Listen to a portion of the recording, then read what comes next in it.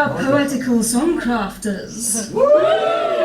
There is beauty and there is wine, which is readily available at the bar downstairs. All of these and safety are within. Without, COVID-19 rages on.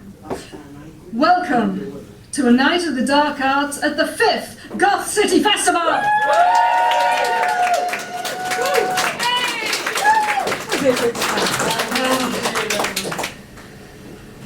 And ladies, gentlemen, and the proletariat who will someday rise up to destroy you, we have a tremendous night for you tonight.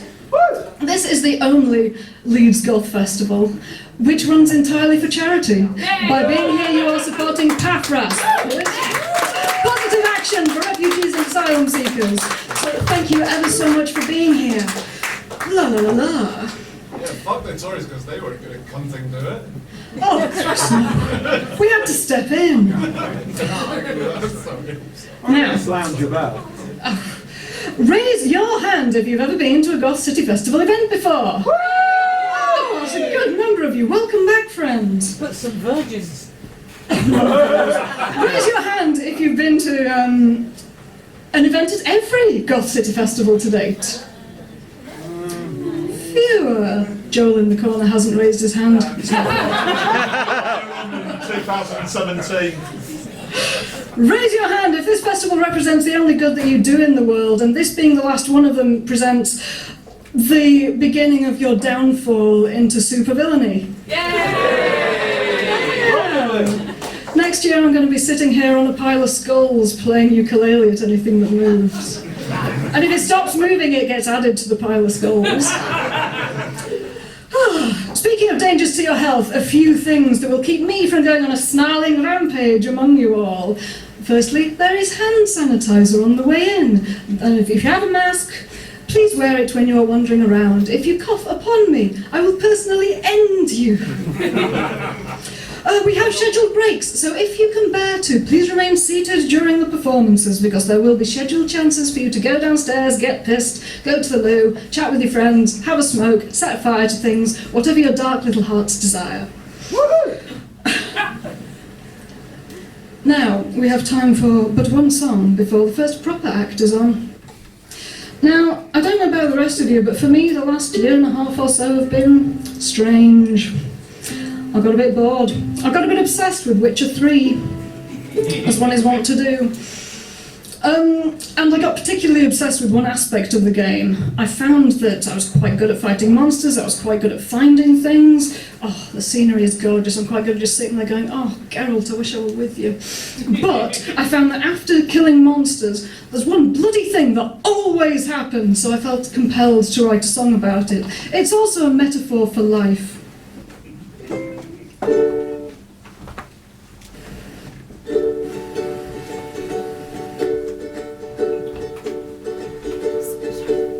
I rode out from Camoran where the wolf witches are trained. I rode in blazing sunshine and I rode in pouring rain. I'd received an urgent message that a griffin must be slain. So I took up both my swords and went a-riding once again. With talons like a razor's edge and wings that blocked the sun, and a screeching howl that could have made a witcher turn and run, I brandished high my silver blade and thrust about and spun. There's little that I wouldn't give to own a fucking gun. I fought the beast to say the least, the battle was quite hard, though I got the better of it when I used the sign of Ard. The wind it blew, the thing I slew, it measured several yard, and then I pranced a victory dance but landed somewhat hard. Yes, I killed myself by falling off a tiny little wall. Compared with fighting griffins, it should not have hurt at all, but my confidence was big, although the obstacle was small. I killed myself by falling off a tiny little wall. I felt remorse, got on my horse, to Novigrad I went, and badgered every passerby to play a round of Gwent. I should have brought more potions, all the ones I have were spent, but before I found the merchant I upon a quest was sent.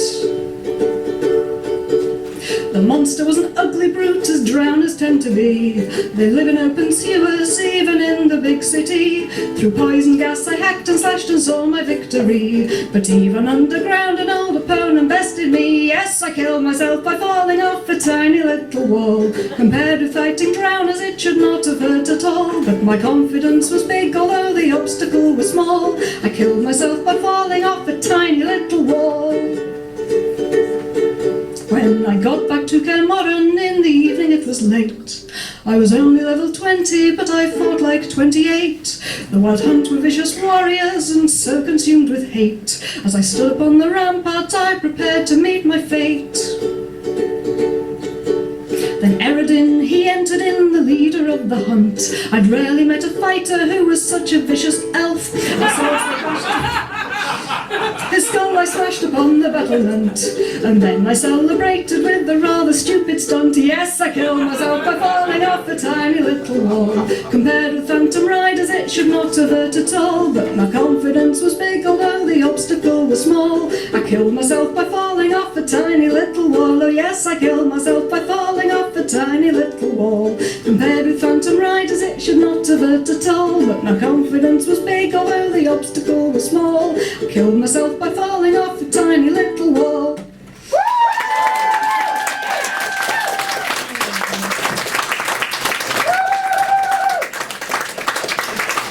Thank you very much. If that entertains you, we've got a right night for you. Now, our first act of the night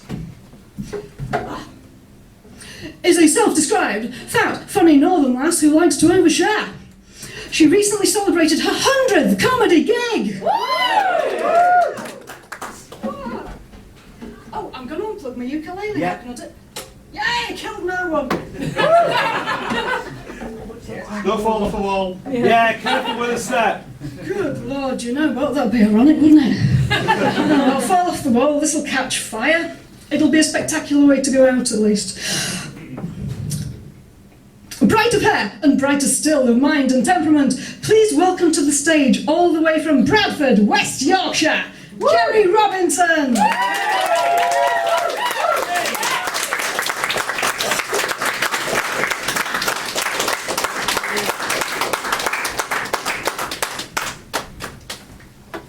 Hello. Hey, up. We're alright. Not bad. It's quite nice to do a gig where I'm not the weird one in the room. Because normally when I do gigs, it's to, a load of middle-aged gammon types. And they all look at me as if, who are you? So yeah, I am your jester tonight. But I don't think I'm as funny as the bloke I saw yesterday in Manchester. He had a really good catchphrase. It was bring back beaver or bring back burgers. I'd say big bollocks, Boris. Knobhead. Yeah, it's going to be a lot of that. A lot of Tory bashing. We're good with that. Yeah, good. I thought you would be my people, it's fine. It's grim out there at the minute, innit? So let's have a laugh, shall we?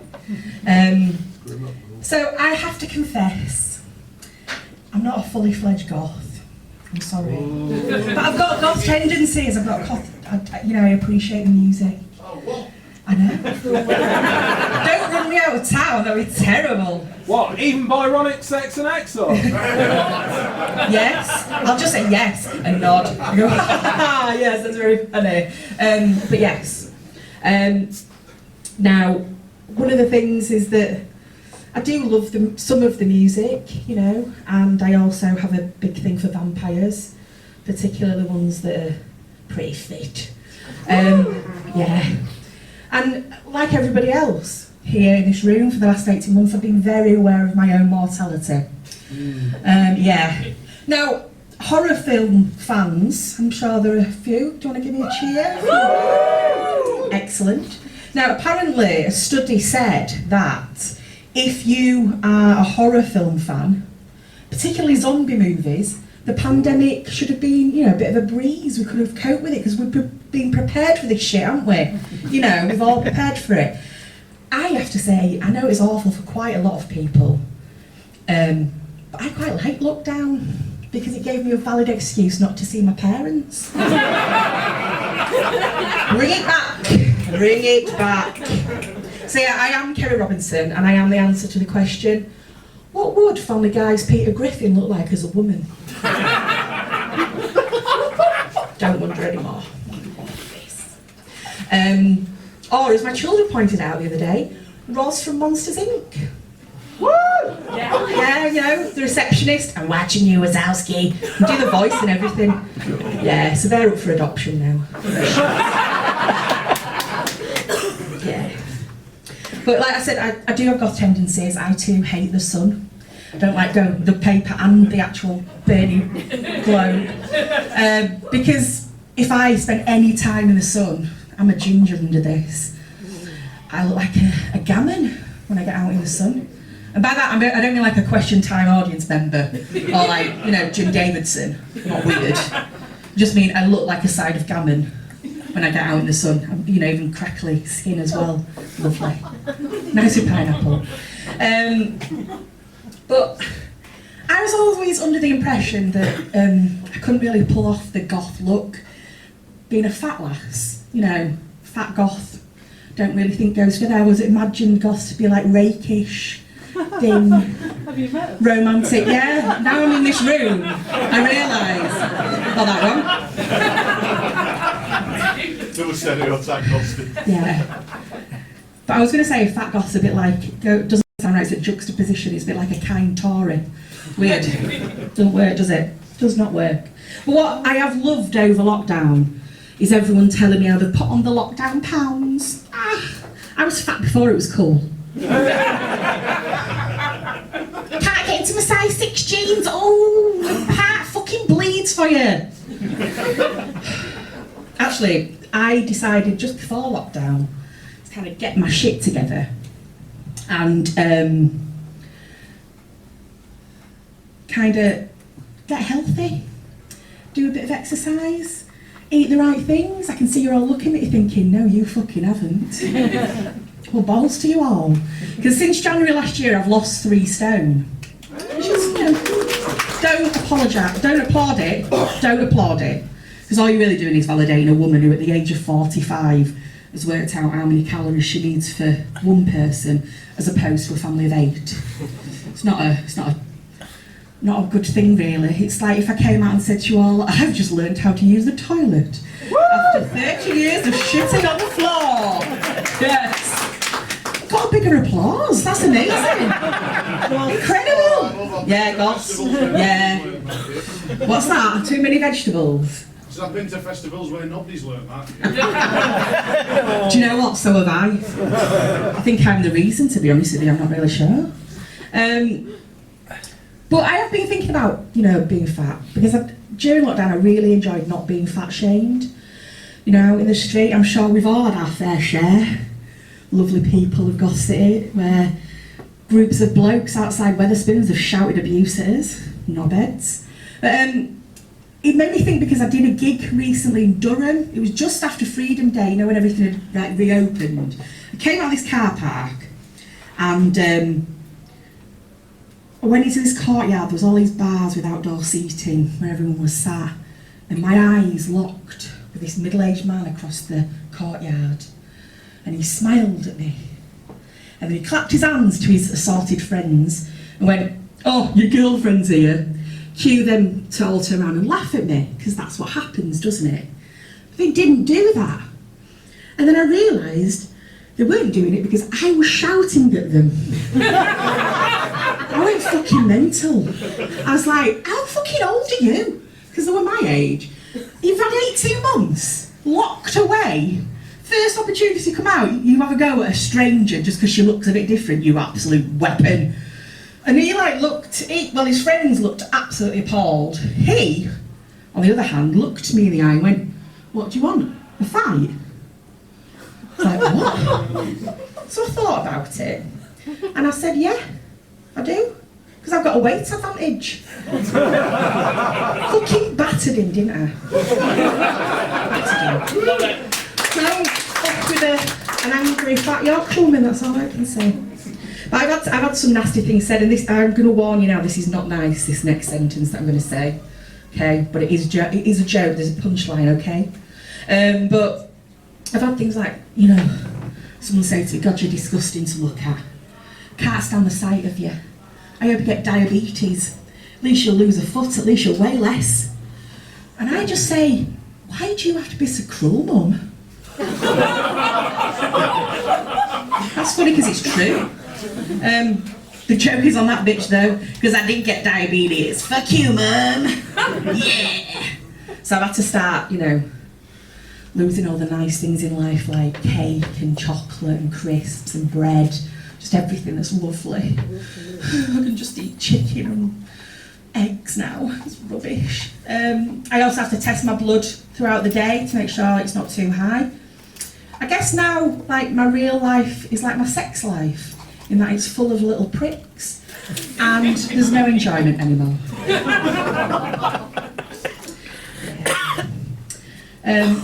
But I'm not just greedy with food, I'm greedy with relationships as well. Because I've got an ex-husband, an estranged husband, and a boyfriend. Ooh, go me! Yeah. The husbands are nothing to write home about. I don't make mistakes, I marry them. The boyfriend, on the other hand, he's like proper fit. Yeah, I am proper punching above my weight. In fact, he's currently chained to a radiator at home so he can't escape. Yeah. Yeah, the first husband, he's like a horror movie all by himself, the ex-husband, Jesus. On our first date to the cinema, he removed his shoes and socks and got me to tickle his feet. And I was so starved of male attention, I didn't run. Like a knobhead. And I married him. What an absolute loser.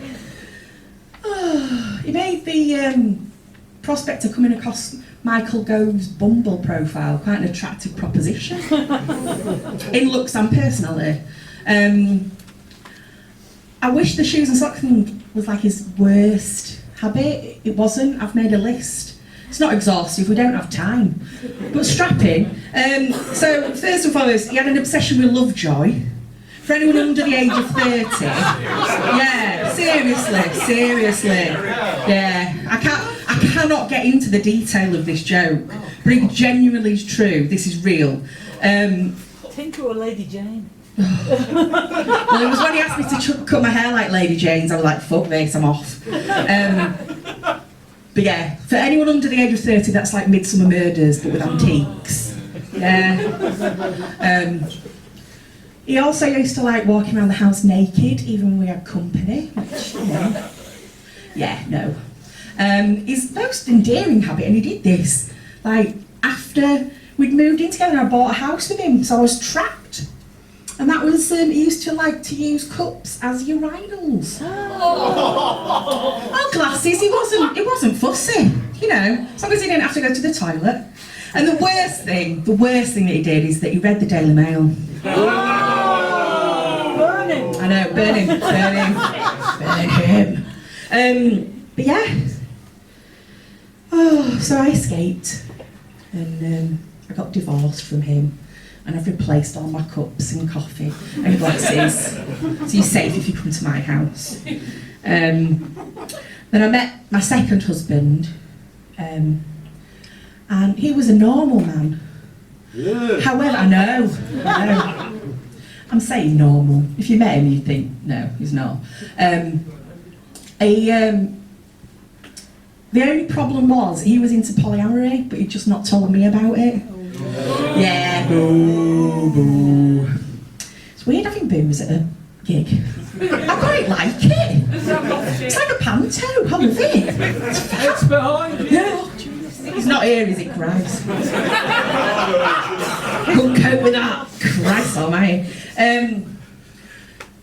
But it's clear from my romantic choices that my head and my heart know fuck all. They are not in control.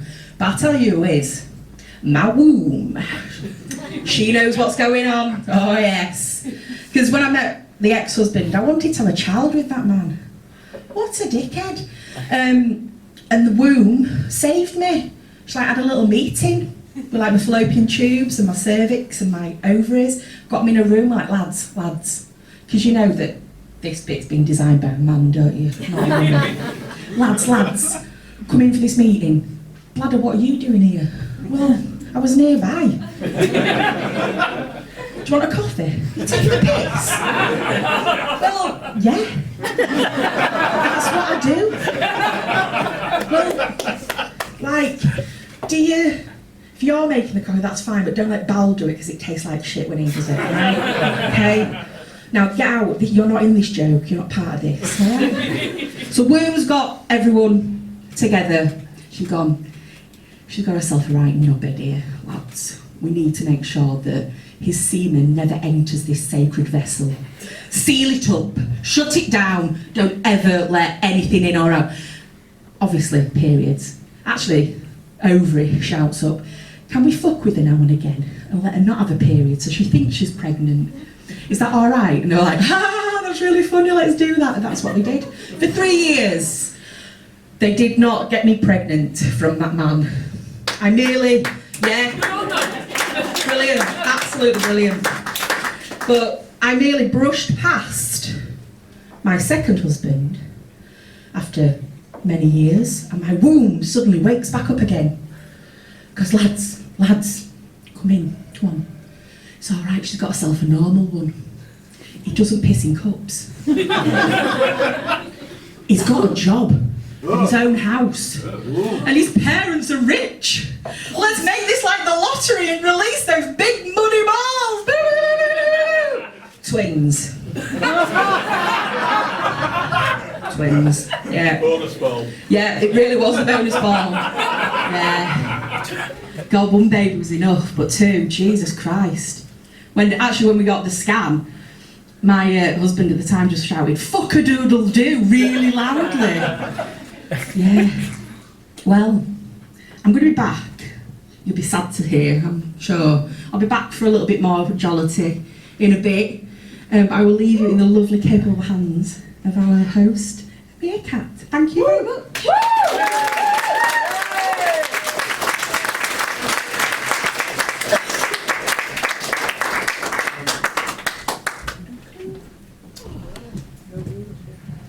Oh, thank you very much, Kenneth. Kenneth?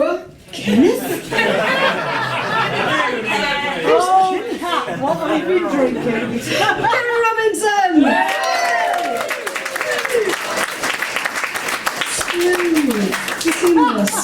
Right. Next up, we have a Night of the Dark Arts alumnus, a classically trained musician dealing in folk instruments, aiming to be punk as fuck. They've been described as an acoustic Imogen Heap. Ooh, that's impressive. That's extremely impressive. A goth femme, Billy Bragg. You've heard of Billy Bragg, haven't you? And on occasion, what the fuck is this? Bringing us protest songs, sarcasm and feminist rants accompanied by piano, please give a hearty Goth City welcome to Alice Nichols!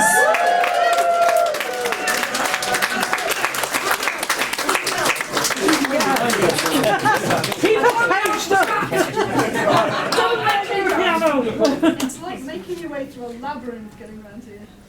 Oh, it's David Bowie's I was trousers just going to here. say, where's David Bowie? I felt cheated now. No, just his trousers. Just the bulge. If David Bowie's trousers were here, they'd be headlining. Sorry.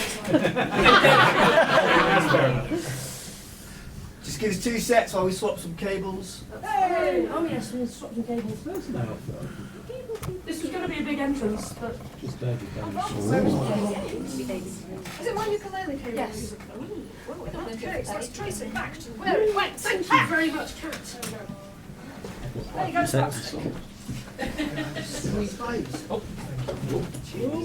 Don't set your bum on fire. So, Beware the small wall. I'm wearing a small microphone, actually. I'm going to get a bad back with this. guitars in. It will move. Is that on? Don't worry. I'll just wait.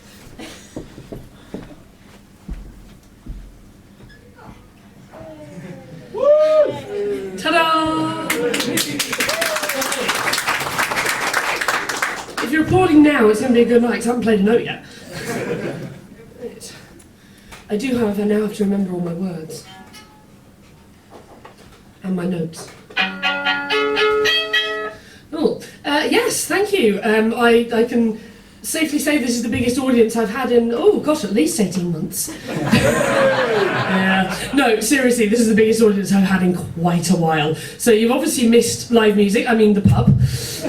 I'm going to leave the comedy to Kerry and to Kat. And yeah, my job for the next half an hour is to thoroughly depress you all. Shouldn't be too hard, you are Goths.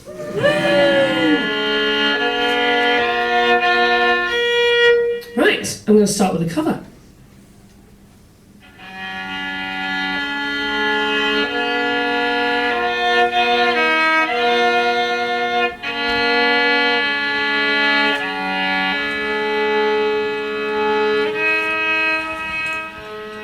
You walk unscathed through musket fire. No plowman's blade will cut thee down. No cutlass wound will mark thy face, and you will be my true love.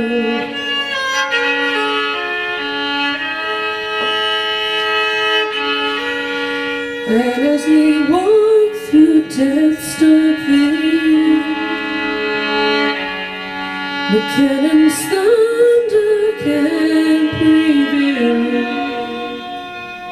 and those who hunt thee down will fail, and you will be my true love.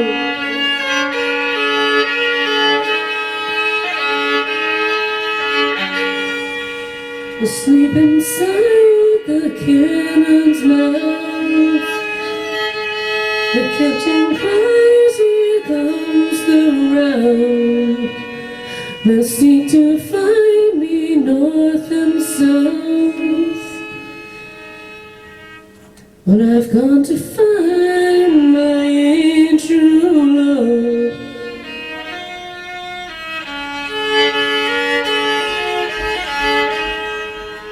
The field is cut and bleeds to red. The cannonballs fly round my head. The infirmary man may kill me dead, when I've got to find my true love.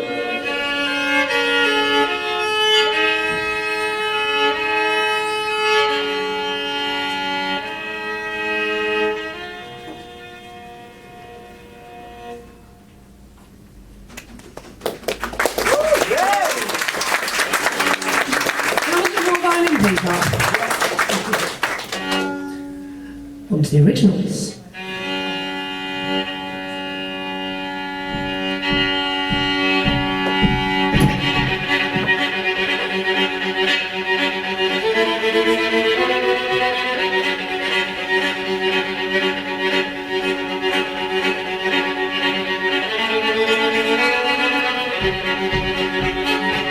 I walk to your house, reminded all along the road of signs that say I'm going the wrong way. And as I wonder where to go, with feet that wander to and fro, I realize my heart, it will not let me go. I cannot breathe for all the lights that trip me up left and right along the path to where you are. But I am certain of the road, I know exactly how this goes. I know that it's no different this time around. And I am moving constantly towards all I think I should be now. I've traveled on this path before, the one that leads up to your door. And now I know that I should turn around and go.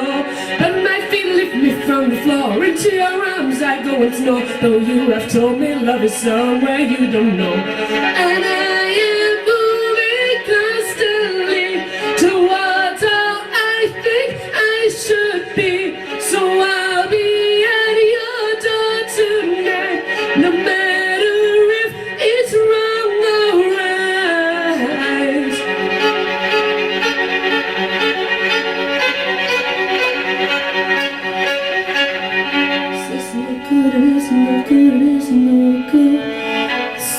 good, it isn't no good, it isn't no good. This is no good, it isn't no good, it isn't no good. This is no good, it isn't no good, it isn't no good. The houses in the twilight stand accusing faces all around, telling me it's best that I go home.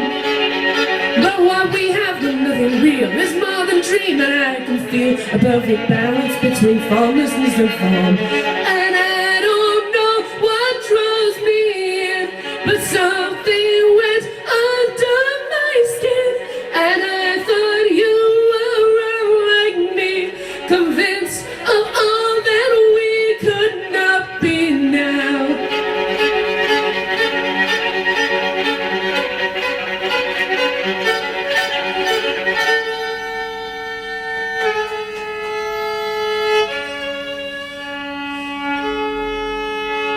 So I am moving constantly towards all I think I should be.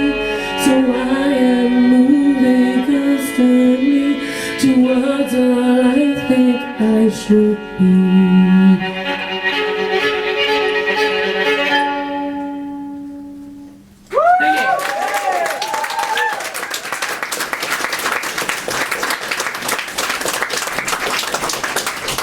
I'll glance over to this part of the audience now. Hello. I can't see any of you. I can see some black and white striped tights and a very tall hat, and that's about it. That's all you need. Well, that's all I need. That's a goth audience, but it is genuinely lovely to see everyone.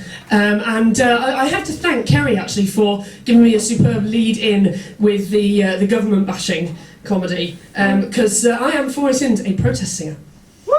That normally gets a not a cheer. So yes, this is brilliant. I released an EP a few years ago of protest songs. I'll get the plug out of the way now because I always forget. And this next song is the first track off it. This is, well, I wrote this in 2015, and sadly it is still relevant. This is my anti-Tory, I suppose anti-Tory manifesto. This is called Deluge.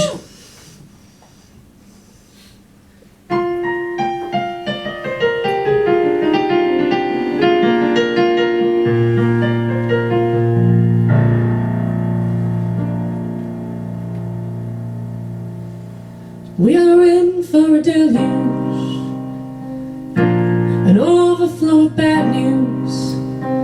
Clear out the sandbags we're gonna need to make some kind of refuge.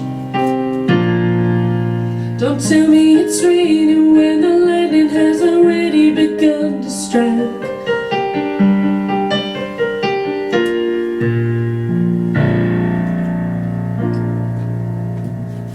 We're due for a deluge, an uprising of change. Call out the armies, cause we're gonna march against the tidal waves. And they'll tell me it's raining when I can already hear the drip, drip, drip of empty promises. Don't tell me it's raining when the thunder starts to thud. We've opened up the sky and we are ready for the flood.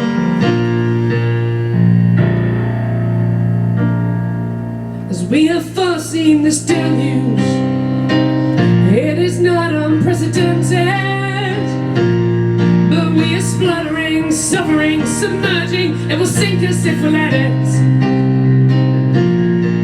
So instead of relying on cliches like treading water and weathering out the storm, I think I'll swim out against the current, cause it's better than waiting to drown. And don't tell me it's raining when I can already hear the drip, drip, drip of empty promises. Don't tell me it's raining when the thunder starts to thud. We've opened up the sky and we had better be ready for the flood.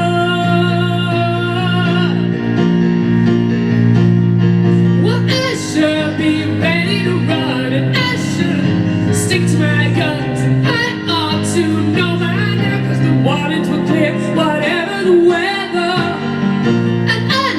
These are dangerous seas, and I can't see the wood for the trees. Oh, but I won't sink down to my knees.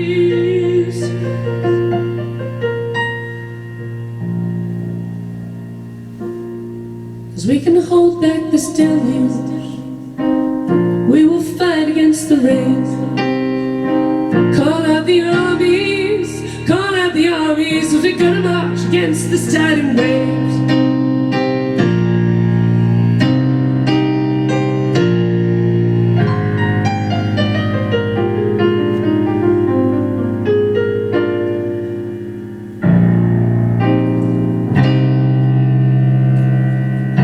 Thank you.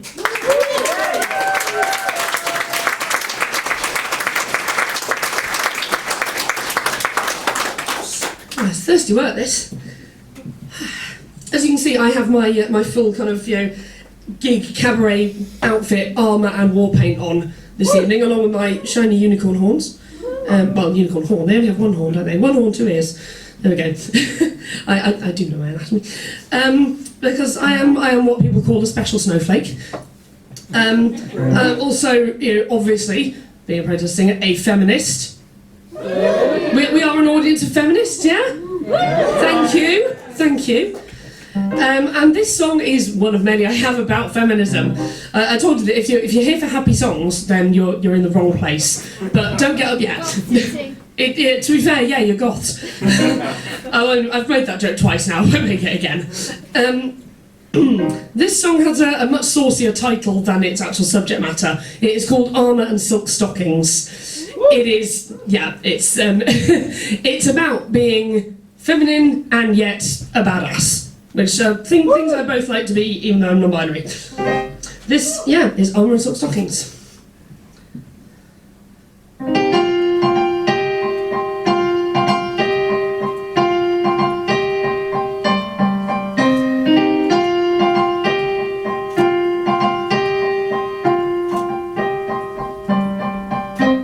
They call her gentle, they call her feeble, they make her wobble, but she won't fall down. Turrets and bowers, hail and strong showers, won't break the cord that she carries around. Armour and silk stockings, chainmail and lace, kid gloves cover knuckle dusters, there's velvet on her mace.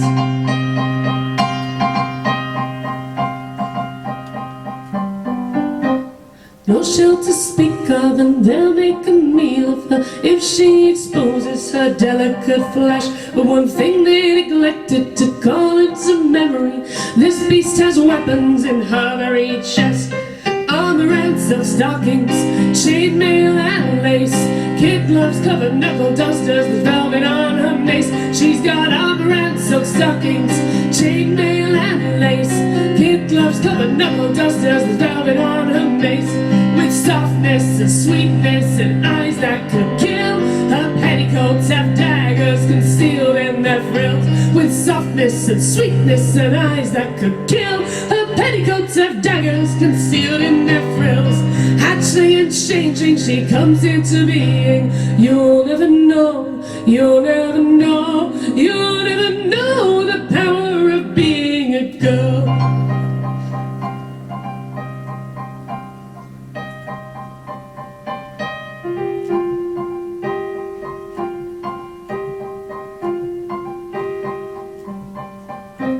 Long tresses and strong feathers, spiders' webs she spins, trolls on favour and advantage, and snaps them off where they begin.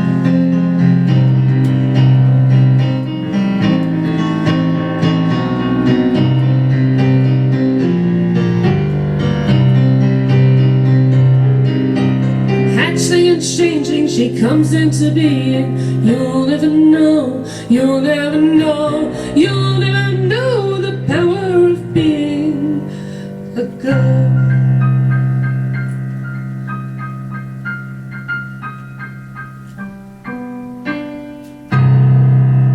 Thank you.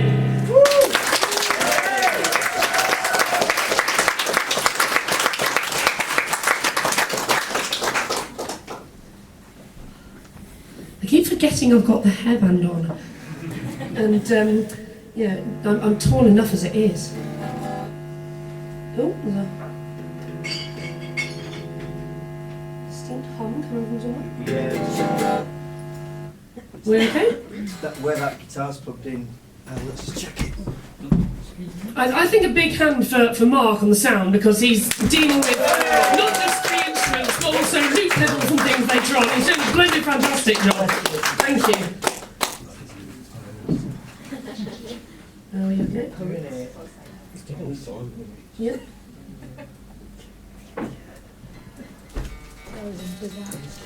Make the buzzy sound go away. Yeah. Buzzy bad. Make the buzzy bad go away. Oh, genius man! Genius man behind the desk. We are nailing it. So is it Joel and I have done a lot of gigs together recently, because I supported 3 shows on the Baronic Saxon Exile tour, and most of the time the sound engineers we had were terrible. Not a patch on this dude. Are we okay? We're still buzzing. Oh. Ah! Pickups as well. Pickups. Probably. Yeah. We're good. It was my fault. It generally is when there's a tech issue. So yes, this next song requires a little bit of backstory, and I won't waffle on too long because I do only have half an hour. But I wrote this when I was doing a gig with, it was me and 2 other songwriters on the bill, both male, and one of them asked me upon my entry in the pub if I was carrying my boyfriend's guitar. Nice. Thank you. Yes, that was my reaction. And on hearing that no, it was mine, I was the other name on the bill, the girl one. He said, "So what kind of music do you play?" And I said, "Well, quite angry stuff. Protesty, feministy, angry, yeah." And he went, "So is it just you, or do you have a band behind you? Because if it's just you, I don't think you'd be loud enough." He was proven beautifully wrong, but not before the following conversation ensued, and I've immortalised some of the lines verbatim, actually, in song. Not one word of this is hyperbole, this is what actually happened. This is also on my album, it is called Man in a Machine.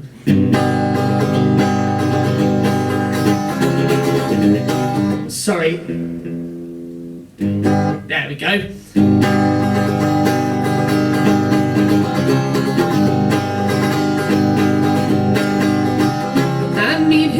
Dark and noise, and he is elegance and poise, and everything that I've been warned about. I ask him what he does, and he tells me he's his own man, and it's clear he loves himself a bit too much. And when he takes to the stage and he sings of his rage, and I wonder what he's got to be disconcerted about. Because after all, he's just a man in the machine, and the crowd, they cheer when he rings the changes of the time and place, and it is written on my face that if his song deserves to be heard, well, I don't mind. They cry encore, they always want more.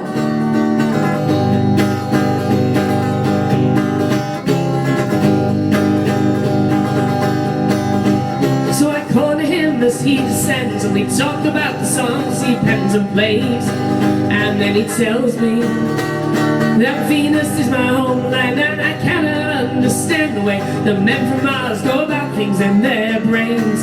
And he says I'll stick around and such, but I'm not expecting much from a woman who only rants and raves. Because after all, he's just a man in the machine, and the crowd, they cheer when he rings the changes of the time and place, and it is written on his face that he sadly is all that he seems. They cry encore, they always want more.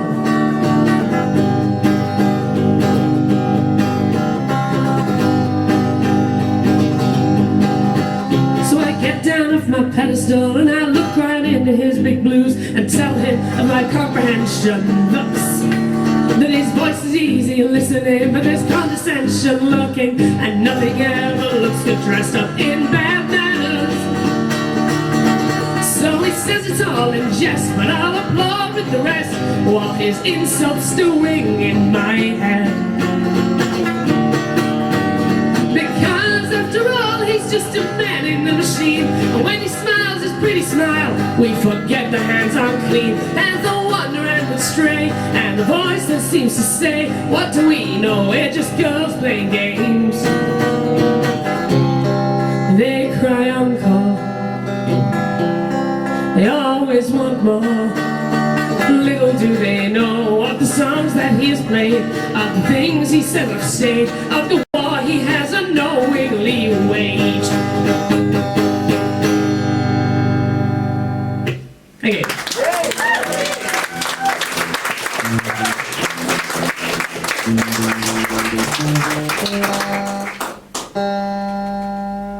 There's the culprit.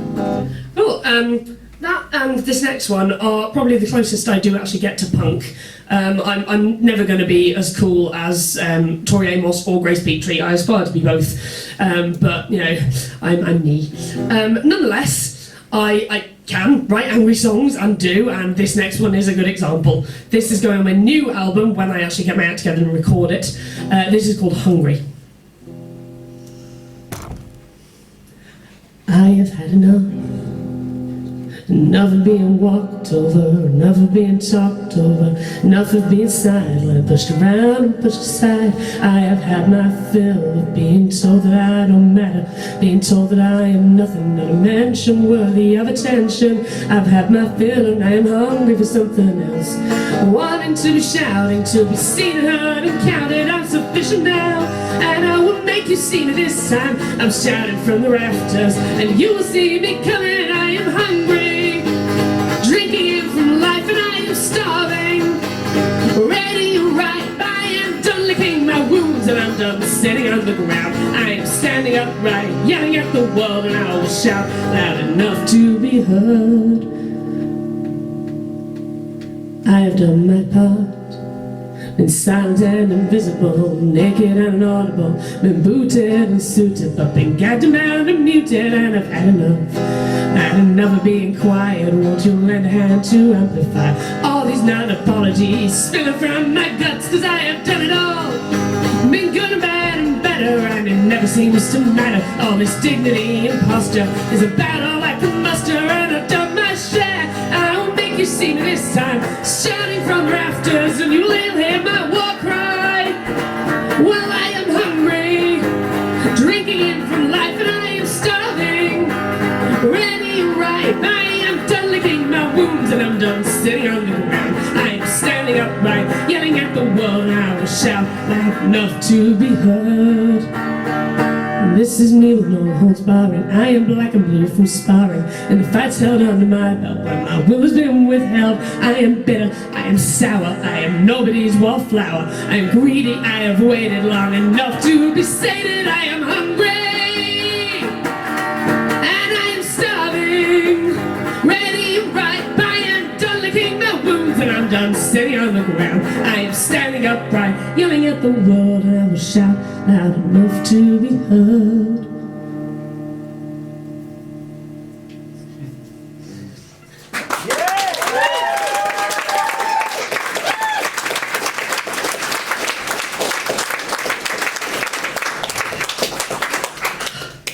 I am sweating like a motherfucker up here. It's so warm under these stage lights, but it is lovely to be gigging again. This next song I wrote a few years ago when I was coming out of a really low patch, and I hadn't been playing anything for months, hadn't written anything for months, and this is, I suppose, the one optimistic song of the set, because it's, although it comes from a pretty dark place, it actually is ultimately a song about trusting yourself to get out of that. And, you know, this is the serious bit. Yeah, trusting yourself to pick yourself up again. I'm also going to have to trust myself to remember the lyrics. This is called Tightrope.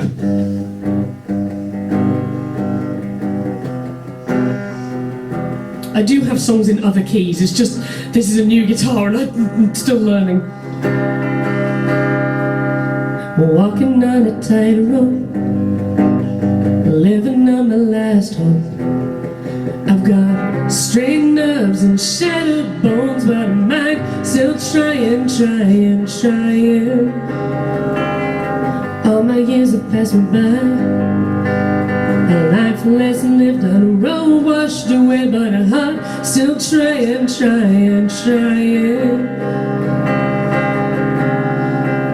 And I would travel the length and breadth of time to see the world for what it is again. And I would cross the wire for this, and I would walk through fire for it, and I will stretch this out for as long as I can let it loose.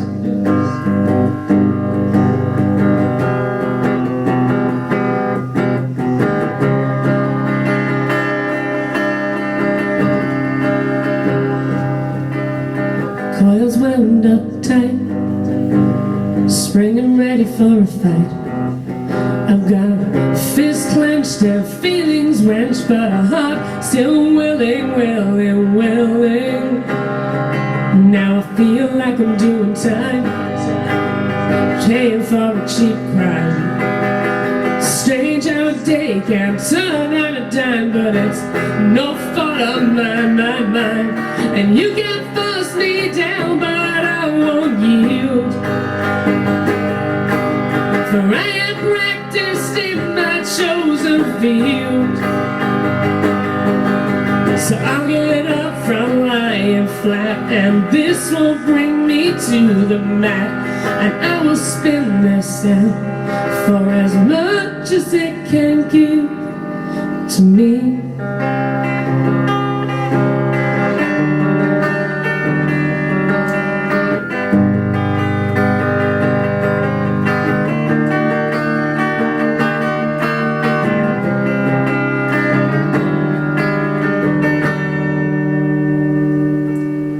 Endeavoring to walk tall, running through a brick wall, still looking over my shoulder for the next pitfall, but I'm still going.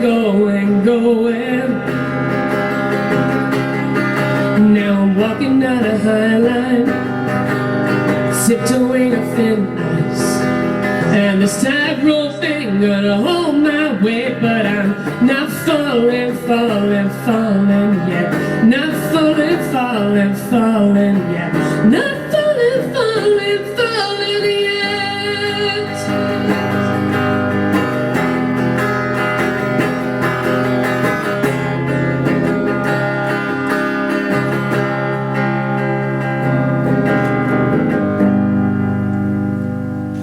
Thank you very much.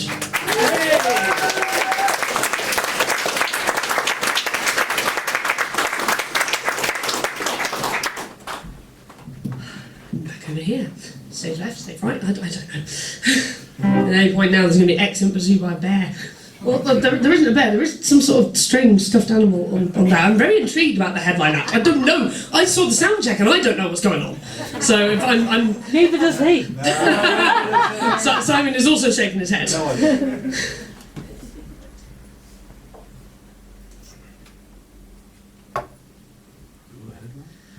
Right, so have I got time for two more? Brilliant, there's one more. Okay, cool, that's fine then. In which case I shall skip the yet another song about dysfunctional relationships and do the song about fairy tales, because I'm feeling like this is more of a fairy tale crowd. You're not giving me confidence here. Do you like fairy tales? Good. Which kind of fairy tale? Dark ones. We also like dysfunctional relationships, though. If that's what I think it is, you can't talk, you're getting married. That sounds dysfunctional. Someone just said, that sounds dysfunctional. That sounds... Wow. Voice of experience, it speaketh. Anyway, this is not about dysfunctional relationships. Well, I suppose it is, but not romantic ones. This is a fairy tale, retelling of a classic fairy tale. This is my version of the Rapunzel story. It was supposed to be a song about how, you know, men are rubbish and all that, and how Prince Charming's an idealistic and unrealistic. image of patriarchy. And then, as my songs often do, it kind of went off for a wander and did its own thing. And it ended up being a song about how we need intersectionality and pluralism. Yay! And how militant feminism is a bad thing. So, yes, if you like my stuff, please come and find me. I'll be at the bar or on the door. If you want to buy my album, it's £5 English, half of which goes to Paphras. So, yeah, that'd be lovely. I also have badges, stickers, or fridge magnets if you like to collect random tat. All for sale. So if you want a badge with my name on or something about how we don't need genders, come and find me. You can also look me up on Facebook. This is Tall Stories, and you've been a marvellous audience. Thank you very much.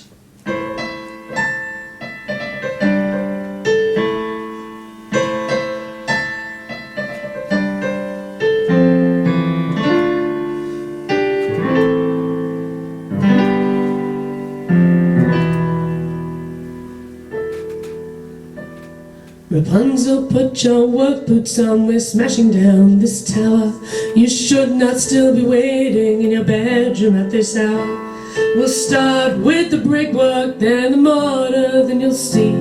Your world is more than what you're told, there's more that you can be.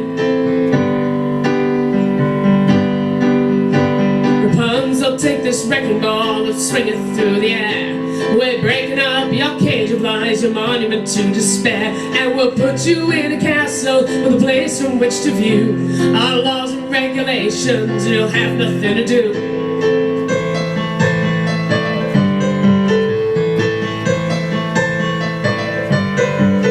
Well, my thanks to you, my rescuers, for educating me from fear and isolation. You say I've been relieved, now consider your position, cause you haven't sold me yet. And your ideas, I'm no damsel in distress.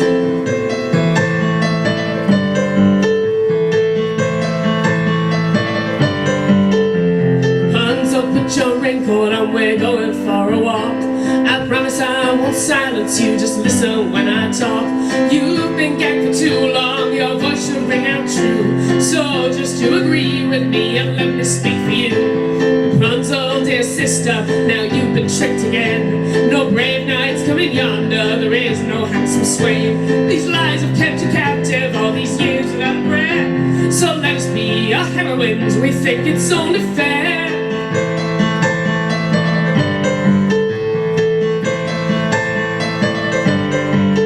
Well, what if I've grown tired of your spin and rhetoric?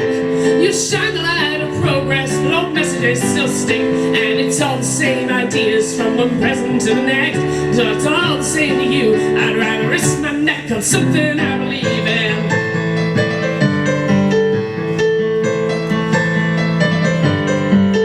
Can you see that there's a price to pay for all your chivalry? Just think of what you're losing in the name of liberty. And I'm obliged for all your lessons, but your story's wearing thin. And this place is still a cell to me, these walls feel like they're closing in.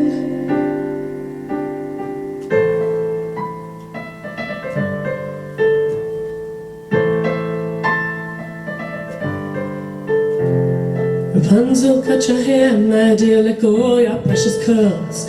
These trappings don't become you, and it's not safe for a girl. Rapunzel, put these shackles on, you're making matters worse. Now Rapunzel, aren't you grateful that we freed you from this curse?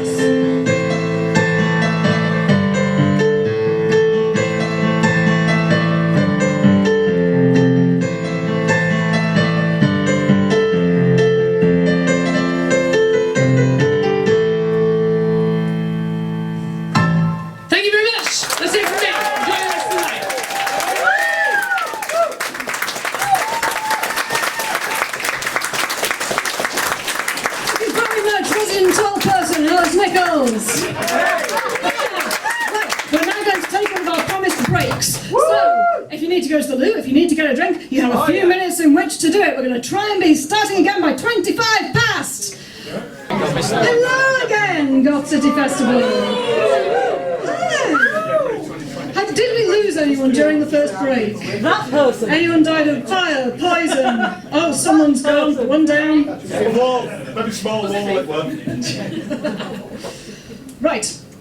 Now, she's inspired by one of the gothest children's TV characters of all time, Rod Hull and Emu's nemesis, Grot Bags. Please welcome back to the stage the incredible Kerry Robinson!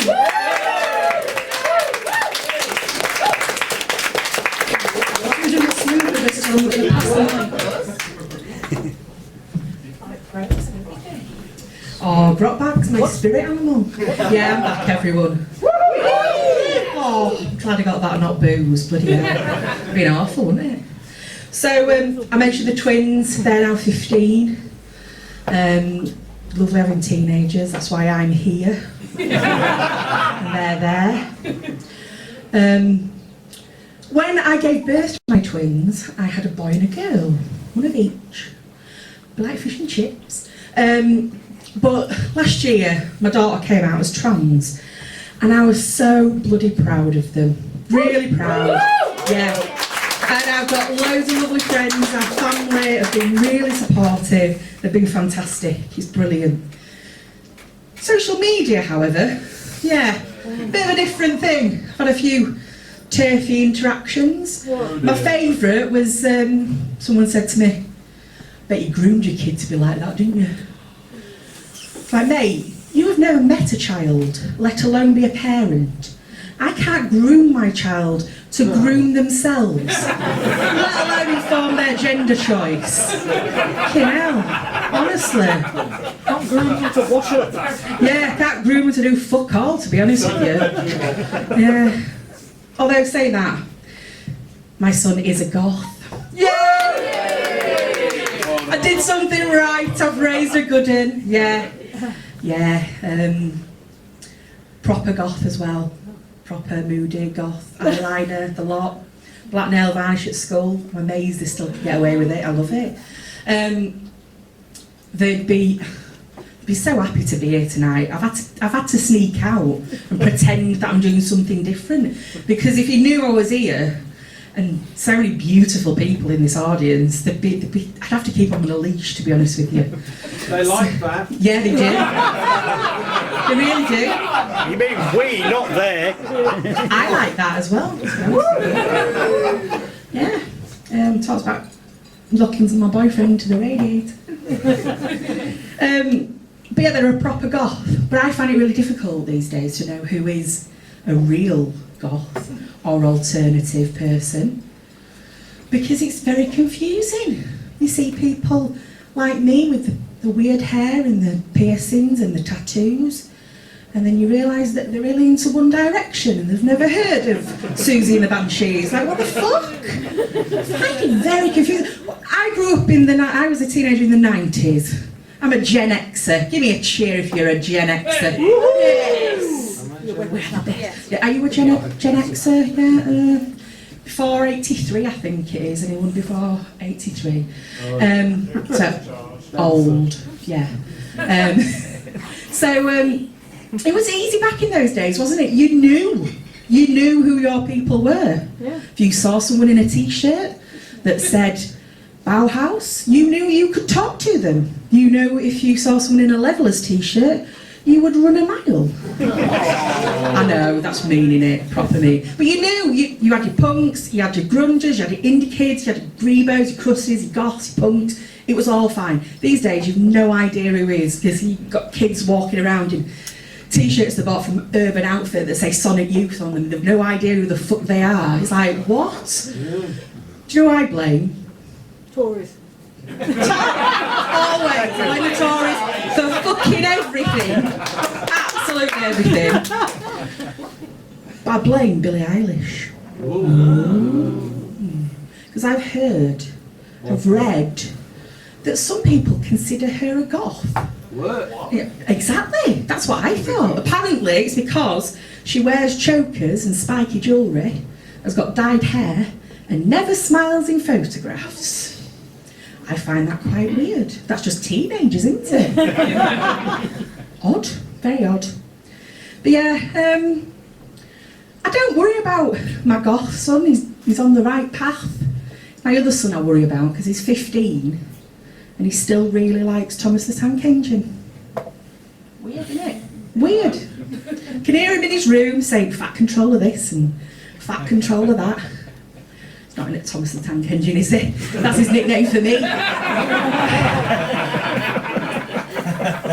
You're wondering where they are now. They're in the cellar, in a cage. Yes, I'm that kind of mum. But I said earlier, I'm a massive horror fan. Huge horror fan. Wasn't always into horror.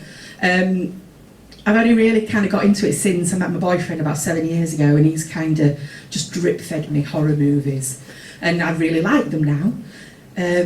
But before, I don't think I liked them because I had a bit of PTSD.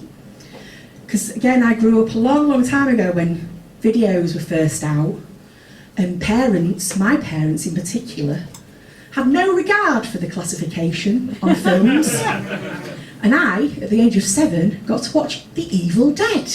Yeah. Jaws. So we're watching along, we're watching the tree bit, and then we get to the bit where she starts shouting out the cards, and she turns around and she's obviously a zombie. It was at that point my mum decided to turn off the video. It was like, so tree sex is fine, but someone shouting out cards because I might be a gambler is wrong. I don't understand that. I'm not sure.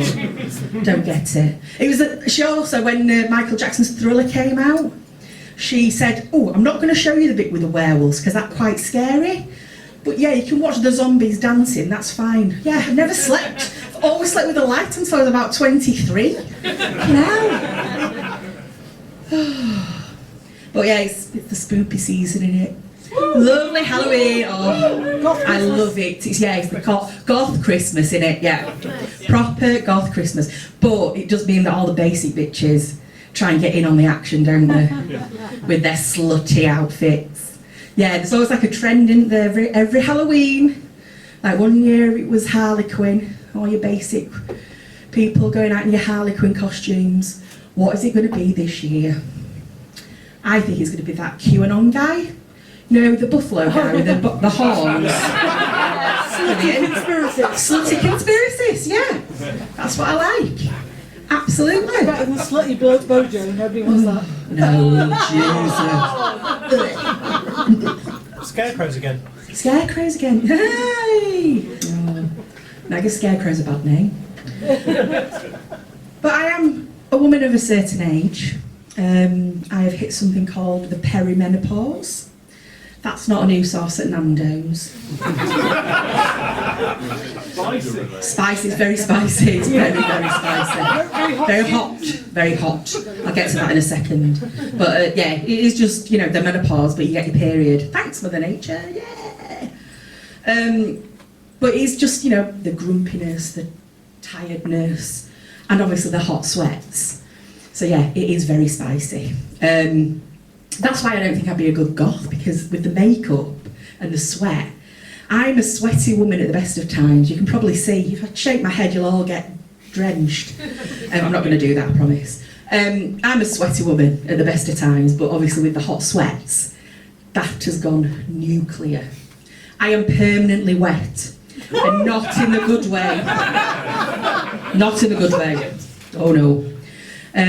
But someone's taught me a little technique, those sweat-related issues.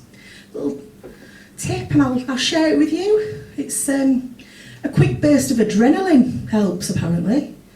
And Prince Andrew told me about it. Got shot at in the Falklands, can't sweat now, apparently. Bet he's sweating every time his postbox goes these days. Comfort eating dough balls from Pizza Express. Well, I was talking about my boyfriend. Even though he's fit, he's also a dick. Because he does things like change words in my iPhone keyboard so they auto-correct to other words. Anyone aware of this phenomenon? Yes. So yes, yeah, that was a very firm yes. This has happened to me and I hate the person for it. Yeah, so I'm happily typing away and I'm using the word, for example, pain, and it autocorrects to sexy trouble. I'm thinking you don't really use that kind of word a lot, Kerry. What's your beef? Well, you do if you've just had spinal surgery like I had. I was in quite a lot of sexy trouble at the time. So I had to text my boss saying I'm not in too much sexy trouble. I didn't care, I was on morphine, I was off my tits, it was brilliant. He did though, like proper outclass himself with my name. Whenever I signed off with the word Kerry, it converted to Sad Cave. Weird? Yeah? Well, Goth City. That's his affectionate name for my vagina. Yeah. I think he calls it that because it is massive, it's damp, and men have occasionally had to be rescued out of it.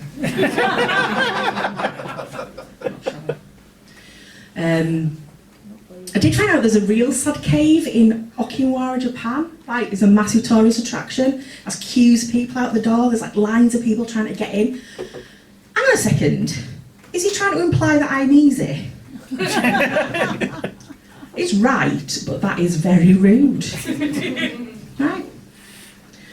That's it. I'm going to call his dick Boris Johnson from now on. I know.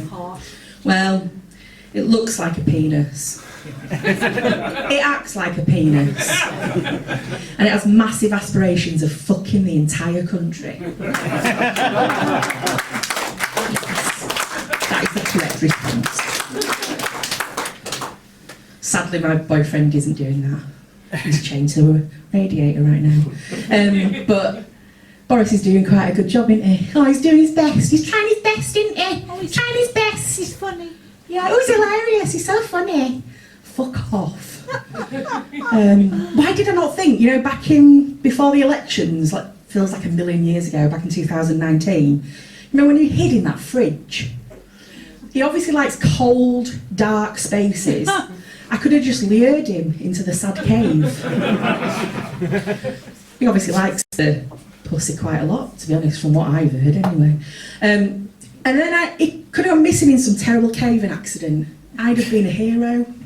Yeah. And what you sent Elon Musk's submarine in them? Well, is that the one that was shaped like a dick? Elon Musk's rocket? Was it? No, that was Bezos's. Bezos's, yeah. No, I prefer Bezos's, to be honest. It was vibrator shaped, I liked it. But yeah, could have opened up Sad Cave as like Mother Shipton's cave. It's a tourist attraction.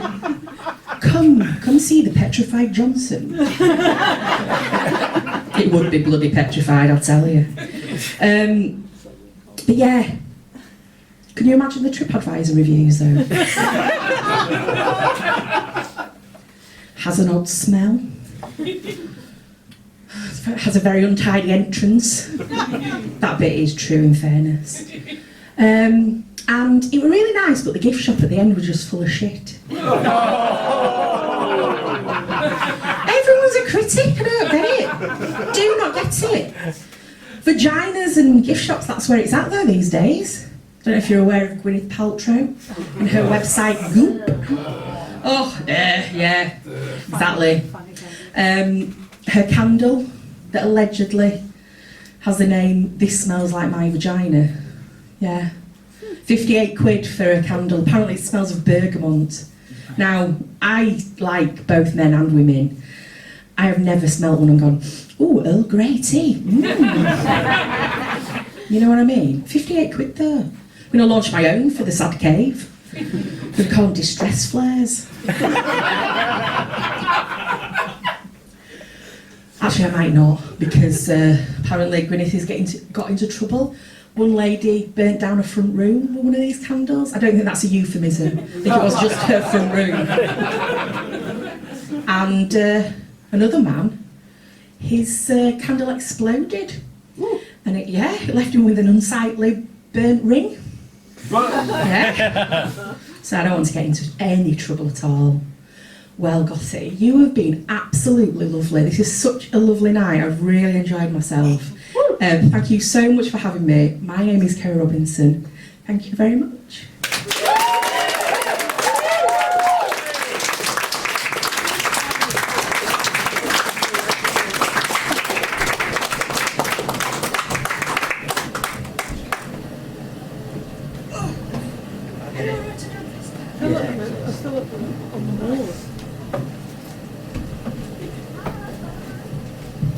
Out in the wildy, windy moor.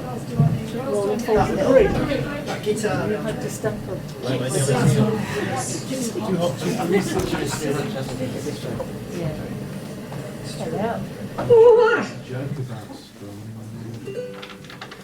I do like to have a good old strum of my ukulele of an evening. Me from. Oh no, we've got the buzz again. Oh no!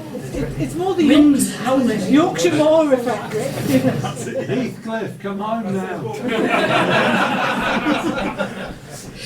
Hey. Now welcome to the stage, me.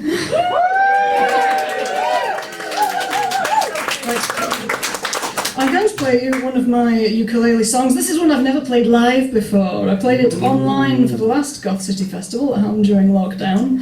But this is the first time it's seen a live audience. So, good luck to me.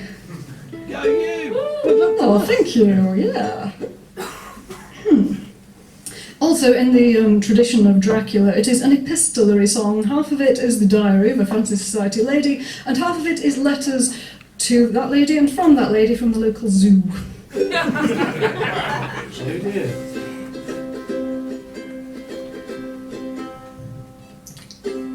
From the pen of Marquis KLB, redacted.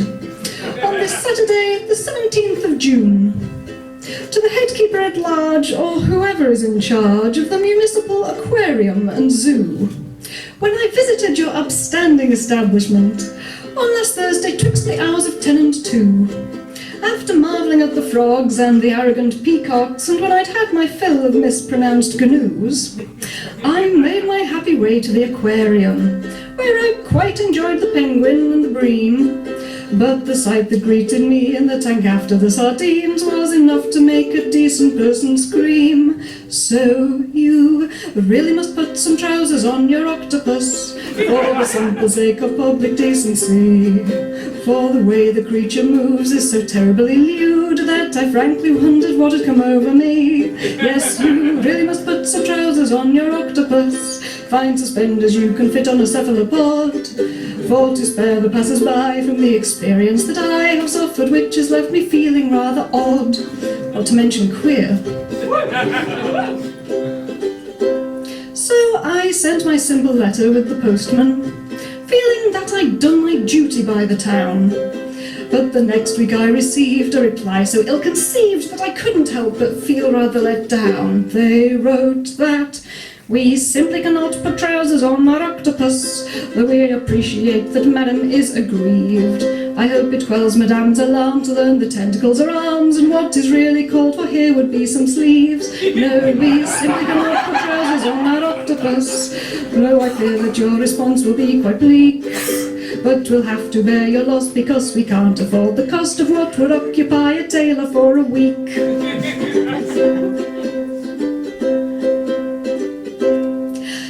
Imagine, I was somewhat undelighted by the curtness of the head keeper's reply, and his clear lack of concern for the threatened lack of return of a fine upstanding lady such as I.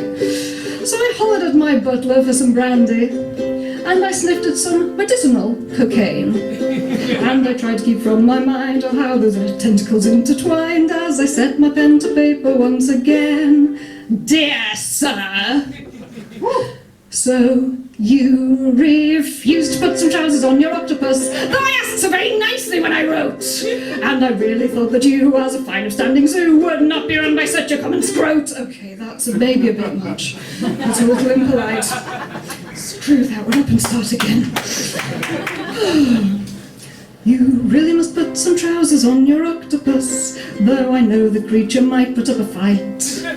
For its tentacles are long, and the thought of them so strong that their writhiness is keeping me wide awake at night. I must insist you put some trousers on your octopus, for whether arms or legs their tentacles are fine, and it's causing me alarm. Someone might come to moral harm if the thoughts they had are anything like mine.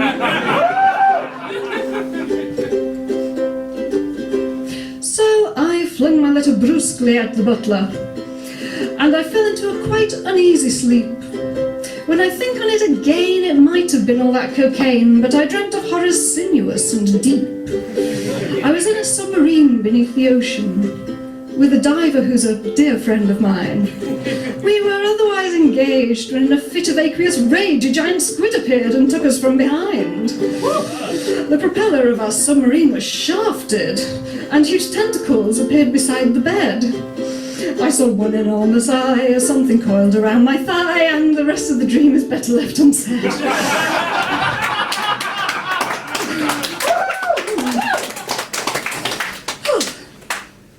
2 days later, I received a heavy package with a letter carefully attached on top. So I opened up the seal, and the epistle it revealed, well, it frankly caused my jaw to drop. Dear Madam, we really cannot put trousers on our octopus, for the octopus isn't shaped like you or I.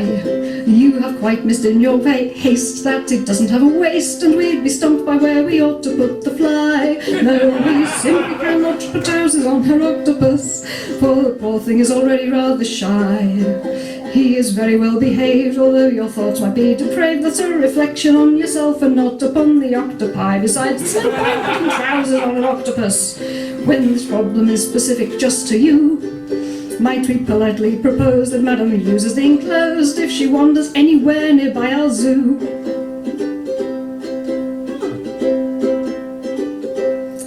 So I opened up the package they'd delivered, and I then commenced to frown quite angrily.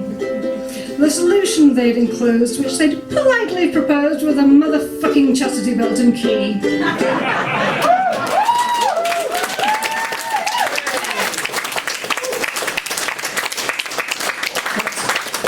I'm going to do one more relatively short song, and then we're into the last break, and then we have our headliner, High Reciprocity. It's exciting times. I know, right? I'm thrilled.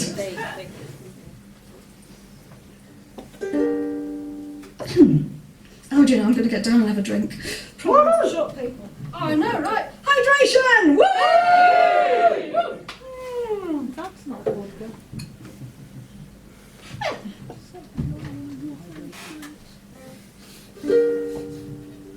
Where can you find pleasure? Linger at your leisure amongst the trees and statuary. Where can you begin to let the Goth within you quiver existentially? Where can you go dawdling when you're feeling maudlin? Fall down weeping to your knees. Tremble at the ghosts or raise a midnight toast to all your local ancestry. In the graveyard, you can read the epitaphs in the graveyard, post more gruesome photographs in the graveyard. You can really have a laugh in the graveyard, in the graveyard, in the graveyard. You can creep down in the night in the graveyard, where the ghouls give you a fright in the graveyard. Let the vampires have a bite in the graveyard, in the graveyard. If you like adventure, grab a torch and enter through these tall and ancient gates. Tardiness is no crime, you are always on time. Everybody here is late.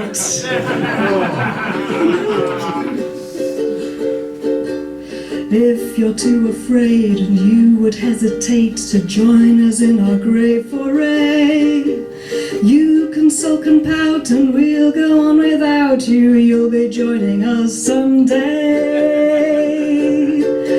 in the graveyard. All your friends and all your foes are in the graveyard. It's where everybody goes, to the graveyard. So get rid of all your woes in the graveyard, in the graveyard, in the graveyard. Where stone memorials stand in the graveyard. Come on, join your fellow man in the graveyard. Where the jokes are told deadpan in the graveyard, in the graveyard.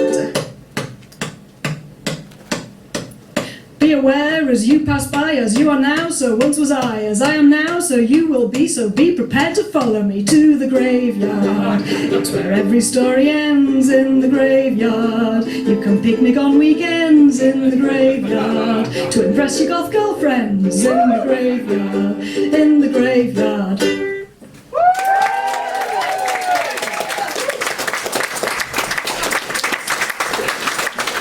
Thank you very much. That was all the ukulele you'll be hearing tonight. Alas, possibly the last ukulele song played at Goth City Festival. Oh my god, we need to lobby Joel to bring it Joel, back. you monster. Don't you dare! Maybe we need to get somebody else to run it. In 2 weeks. We're now going to take our final break before we have the headliner! High reciprocity. So, be good little goths, run away now if run you must. Flutter away, fly away, bat-like, come back again. Oh. What do you mean come back?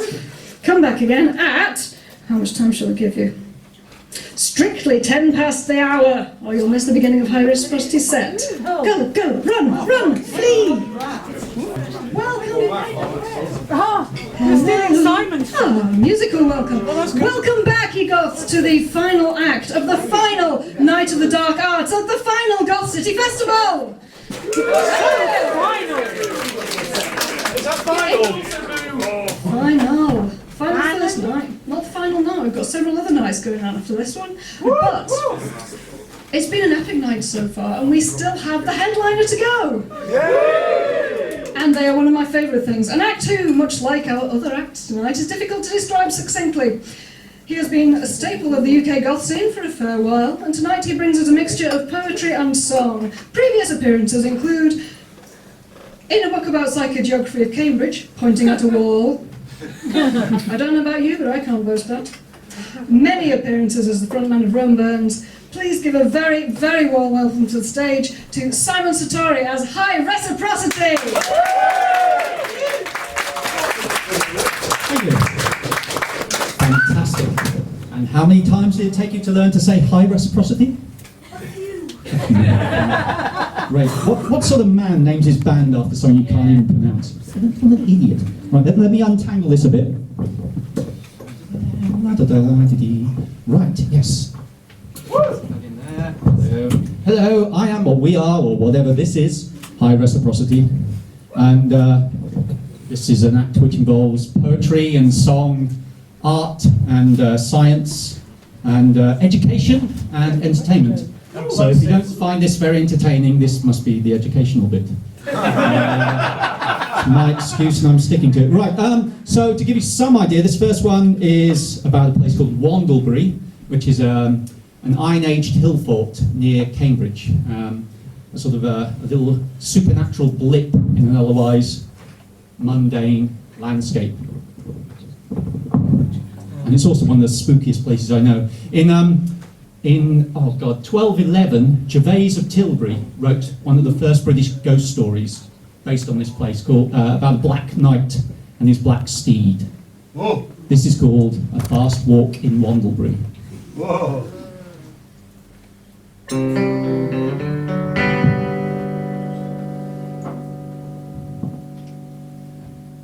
If you tarry in Wandlebury, they will find you unless you act. They can sense the melancholy through the winding wooded track. If there's a quarry in Wandlebury, it's not the hind with the fear wide eye. If there's a hunter, if there's a weapon, beneath the trophy your name lies. Wandlebury Tilbury is also known as the Goth Hills, after the biblical giants, and has been since the 17th century. In 1952, T.C. Lethbridge dug up chalk figures, chalk giants, so controversial he had to rebury them again. And in dry weather you can still see them.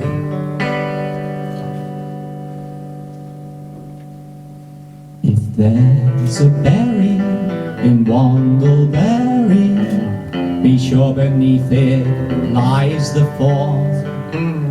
The fruit is sweet to delight hearts, the barbs are fatal if forlorn. So be wary in Wandleberry, or you might hear the giants sleep.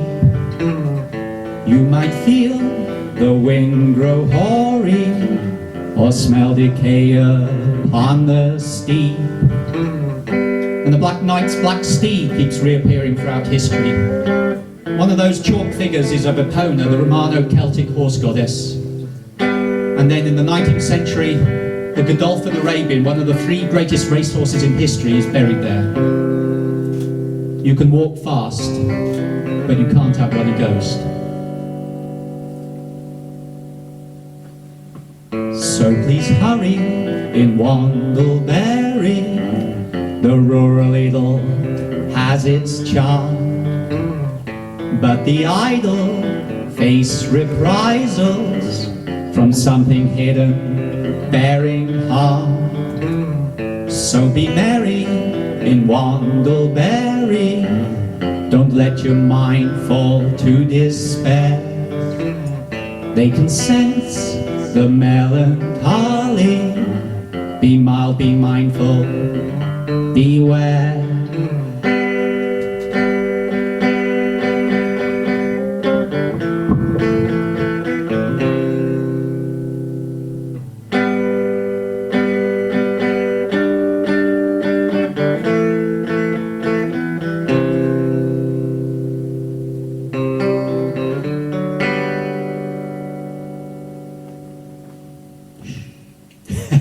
That's it.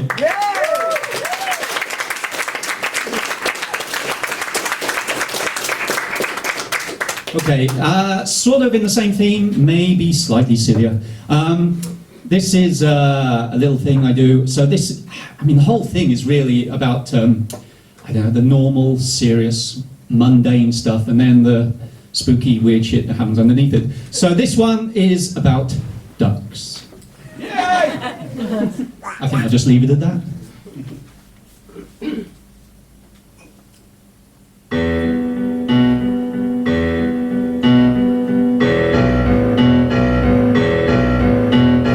Everyone thinks they're such sweet little things. Ducks, ducks. Soft downy feathers and nice little wings. Ducks, ducks. But there's a poison I'd like to administer. You think they're cuddly, I think they're sinister. Ducks, ducks. Ducks, ducks.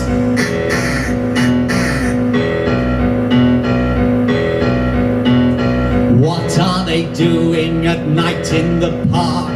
Ducks, ducks. Think of them waddling about in the dark. Ducks, ducks. Sneering and whistling and stealing your cars, reading pornography, smoking cigars. Ducks, ducks. Ducks, ducks.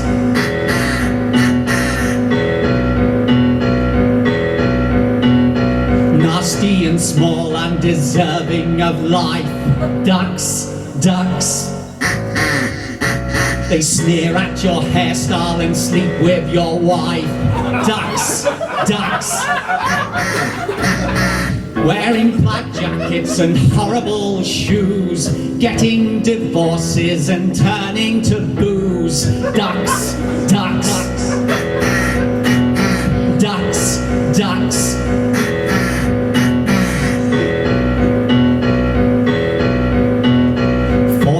old ladies to throw them some bread. Ducks, ducks. Who could deny they'd be better off dead? Ducks, ducks. Look closer and you may recoil in surprise at web-footed fascists with mad little eyes.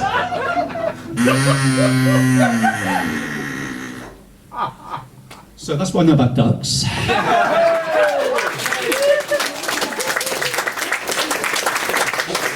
I never believe that song is mainly to prove that I can actually play an instrument. Sort of. Oh, yes, so, after ducks. So I do a lot of things about evil, nasty, horrible things. And amongst the nastiest, amongst the Tories and the others, are, of course, gardeners. Horrible, horrible people. Those dwellers of suburbia who, I don't know, cut things up, poison things back, ghettoise them into borders. Nasty, nasty gardeners. Mainly this song came about when I noticed my parents sent me some fertiliser for some fruit trees, and it says quite clearly on the box, it says, made with blood and bone. Whoa. I like that. This is called Blood and Bone.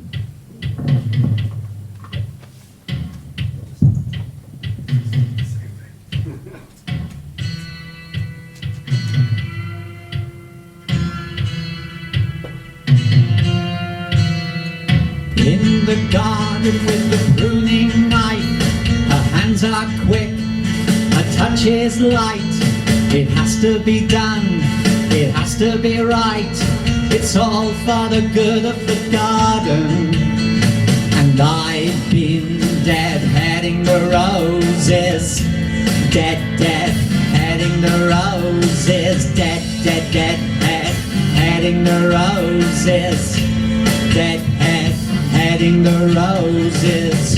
In the dock before the judge, she swore she never bore a grudge. But nature sometimes needs a nudge. It's all for the good of the garden.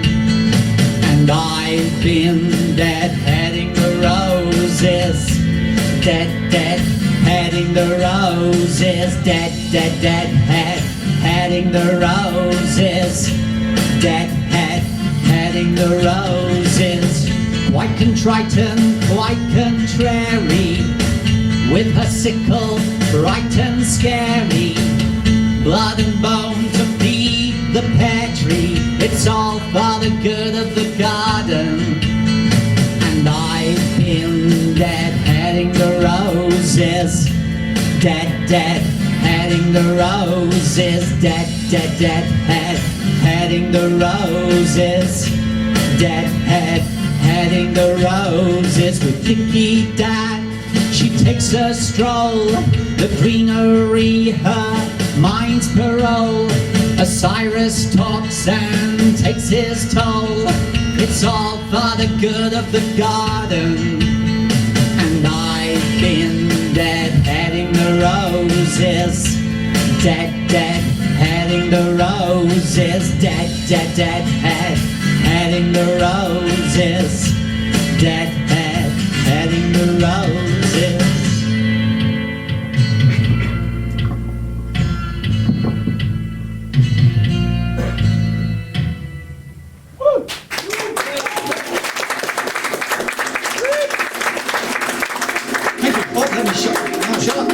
Not now, not that one. Oh, now, Josephine! No, because now is something special for you. When you go home and people say, what did you see that night? And you go, well, I saw some fantastic, some great people, great songs, great comedy, great stuff. But really what you might remember, I hope, is a grown man singing a 12th century madrigal as a duet to a kangaroo. This has no other purpose than for you to be able to say that. I didn't write this. It was written by Mr. Anon, who wrote a lot of great stuff. But anyway, sorry, yeah, this is my little interlude. Still post online. Yes. Well, the money he gets from this, I'll tell you. Lule my liking. My liking, my sweeting. Lule, my dear heart. Mine own dear darling. I saw me an angel sitting and sing. She lullaed me like child. Hey, sweetie lording. Lullaby my liking. My liking, my sweeting. Lule, my dear heart. Mine own dear darling.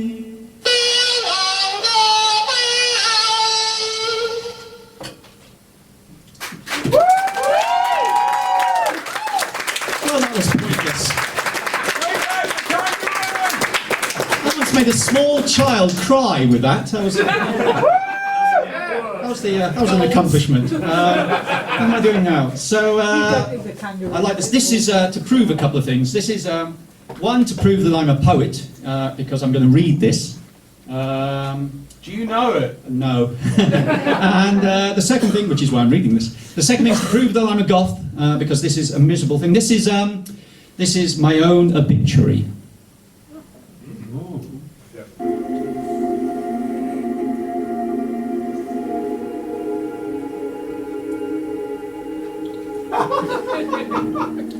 Tell them I died fighting for the cause. Tell them I died to end all wars. Tell them I died for all their sins. Tell them I lost so that they could win. Tell them I died for Joel's honour. Tell them I knew I was a goner. Tell them I died upright and proud. Tell them I died raging and loud. Tell them I died where they now stand. Tell them I died with a beer in my hand. Tell them I died drowned in a bucket of tea. Tell them the cake was one slice too many.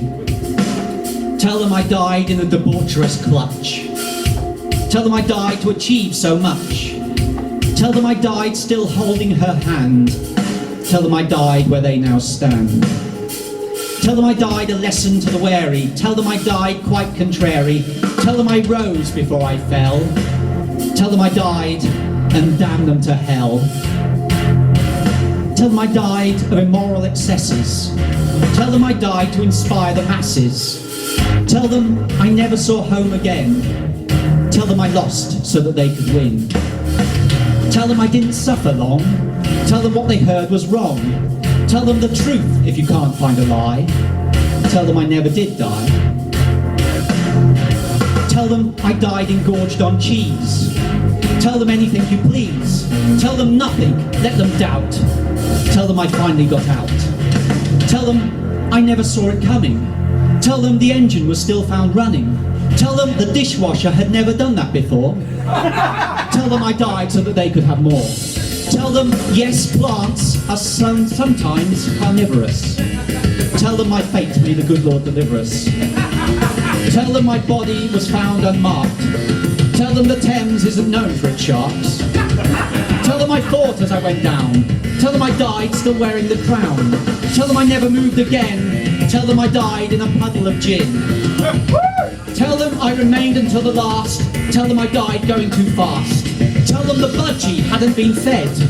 Tell them I died alone in my bed. Tell them the party ended my life. Tell them I finally welcomed the night. Tell them the show mustn't go on. Tell them to stay where I had gone. Tell them they mustn't go on show. Tell them I stayed so that they could go. Tell them I didn't know it was loaded. Tell them you saw me before it exploded. Tell them I slipped and I never got up. Tell them I drank from the missing cup. Tell them I fell from the library shelf. Oh, sod it. I'll live, and I'll tell them myself.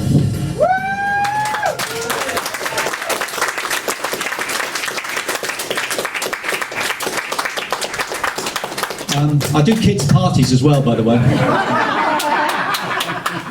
Yeah, so, witchcraft. Let me press that button. It's knitting the craft. Witchcraft. I like witchcraft. I love books about witchcraft, but they're always a little bit disappointing because what I would love to know from the books is useful stuff like how to curdle my neighbour's milk and how to make their goat lame and how to dance with Beelzebub.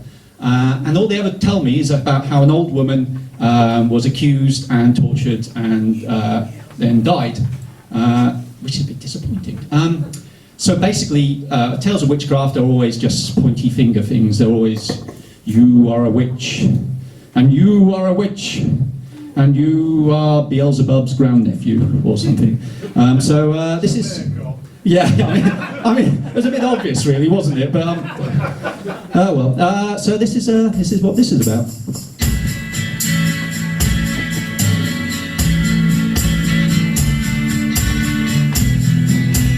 I think I'm going to make that go backwards a bit until I get in the right cue. I think that's we'll ignore that and say that didn't happen. Well, let's do it again. Now, Sister Helena's discarded her tail, hung up her habit, abandoned her veil. She's run away from the priory bell, her vows and virtues forsaking. Now she's renting a house in the Arlington Road, there in the evergreen gardens to grow lichens and ivy and stools for the toads and mosses for poultices making. So don't tell me lies if your alibi isn't watertight. Tell me, where were you on Saturday nights? That's when I saw you under the yellow street light with the devil and Sister Helena. Die, die, die, die, die, die, die. Now Sister Helena, the ladies believe, her left foot is cloven, she walks in her sleep. That naked by moonlight she dances with beasts, but no one can claim to have seen her. Now there's rumours, there's hearsay and travellers' tales. She's taking in tomcats and cowrie shells, for mustering magic and murmuring spells to answer the devil's subpoena. So don't tell me lies if your alibi isn't watertight. Tell me, where were you on Saturday nights?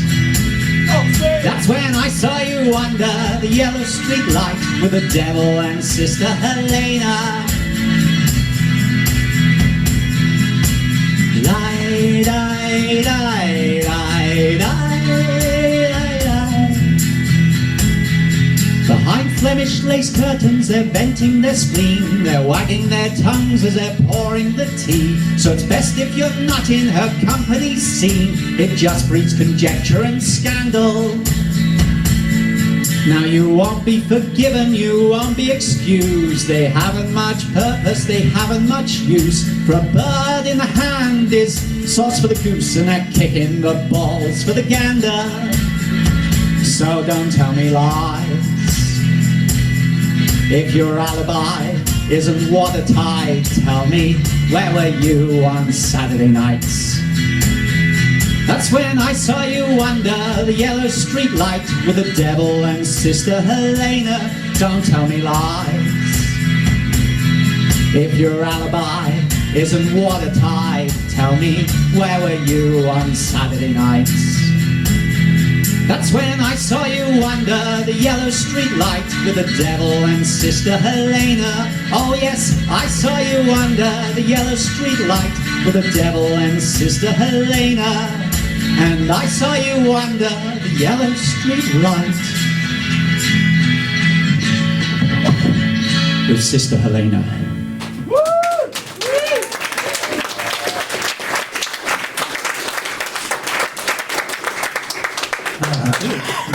Oh yes. So, one of the first gigs I did as High Reciprocity was at the Fairy Festival, and I thought this may be a bit of a problem because I didn't think I knew much about fairies.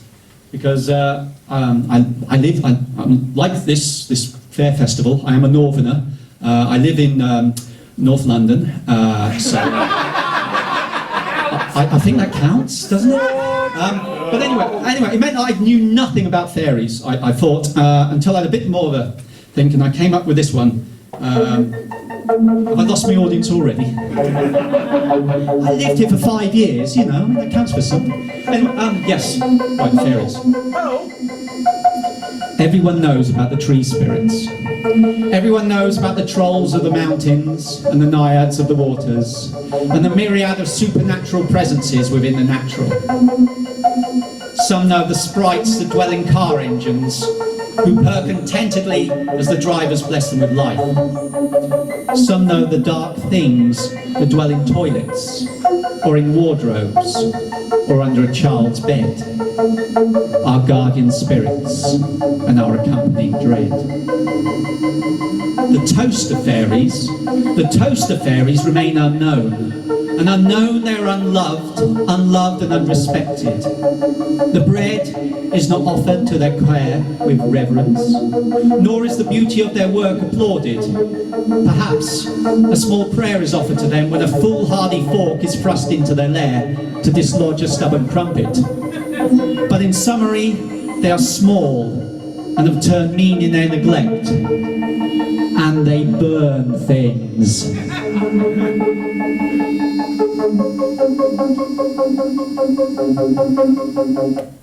That's the fairies.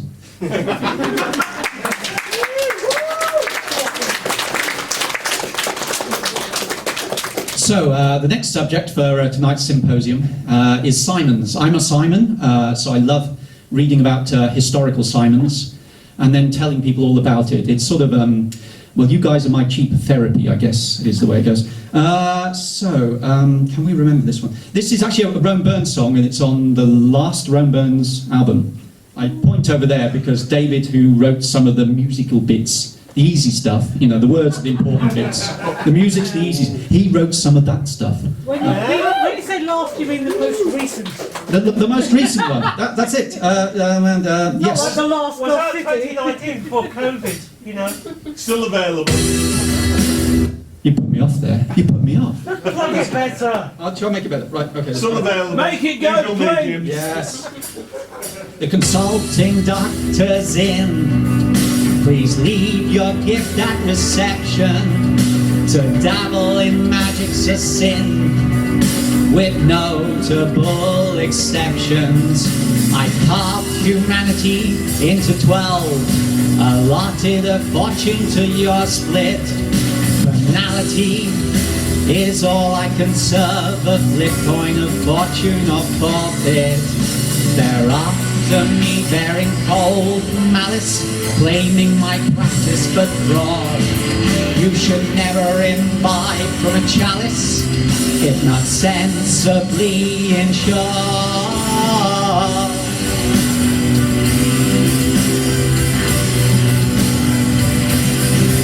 I consulted the leeches in jars, and the angle of birthlight to sunset, then proclaim my predictions in bars, while your vote is vouchsafe my comfort. I believe that you want to conceive. Well, I have the right unctions and ointments. Just lie back, breathe deep, and believe, whilst I readjust my instrument.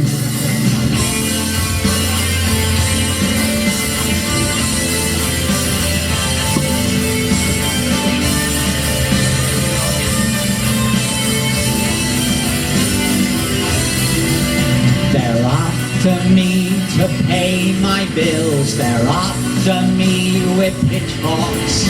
They're after me with writs and laws. They're after me for all sorts of crimes against the church and state, of which I committed but half. And infamy is good for me, and I shall have the last laugh.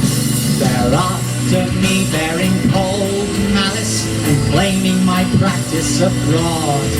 You should never imbibe from a chalice, if not sensibly insured. They're after me to pay my bills. They're after me with pitchforks. They're after me with writs and laws. They're after me for all sorts. No, not... I don't know. Can we get another audience in here? Joel, can we get this one out? Can we get a fresh one in? You know, a nice one. Or can we just get rid of Lee? Just, or maybe... Oh, yes. What are we going to do now? What are we going to do? Yes, right. I'll be quiet. Splitter! Okay, a bit of poetry. Oh, maybe? Yes, let's do that one. She's gone now, and left me all alone. The phone is deathly silent in a house that's not a home. And memories of Sophocles are feeding my poor state. The tragedies I've lost a love, and yet to find a hate. There's a curse upon me. I remember every touch, and worse than this, I think I'm out of scotch. No!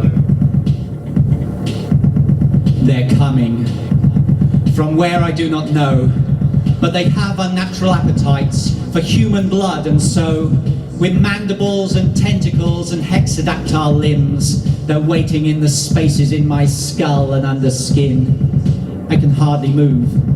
I can only watch. And worse than this, I think I'm out of scotch.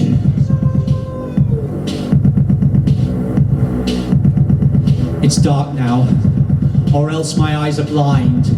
But still I find I feel them. They're waiting now behind every piece of furnishing, harrowing and fierce. Eyes like milky planetoids, hands like racks of spears, wrapping around my ankles, then crawling across my crotch. And worse than this, I think I'm out of scotch. It's bad now, but I bested much worse. I've conversed in various vehicles, but I still resist the hearse. And confidence, intelligence, and holy words and flame have held back many entities, surely half as tame.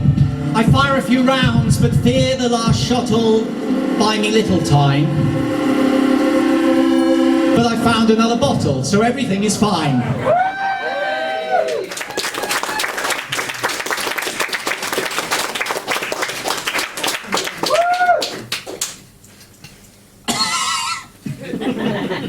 That's it, I'm driving. Right, okay. There is a danger. This is actually, I think I'm going to do a serious song, but this is sort of, well, I'm going to do it anyway. It's another old Ron Burns one. It's about a friend of mine who died in a train crash just south of York a few years ago. So it's a real downer, really. I don't know why I'm doing this. I'm going to do this. I'm bloody well going to do this. You're going to listen, okay? Yes. Yes. This is called Stone Garden. It's a nice song. It's nice.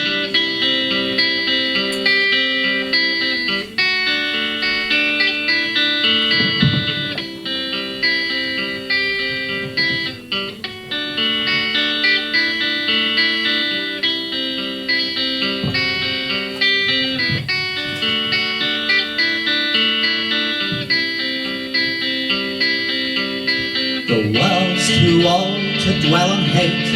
The sky is grey and hard as slate, and it's far too cold to contemplate. Far too cold to contemplate.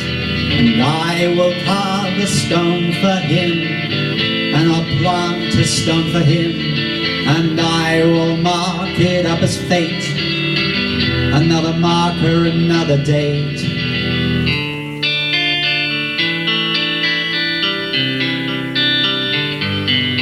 Where Medusa stopped to smell the flowers, and the seasons merge into the hours, and all time captures, it devours,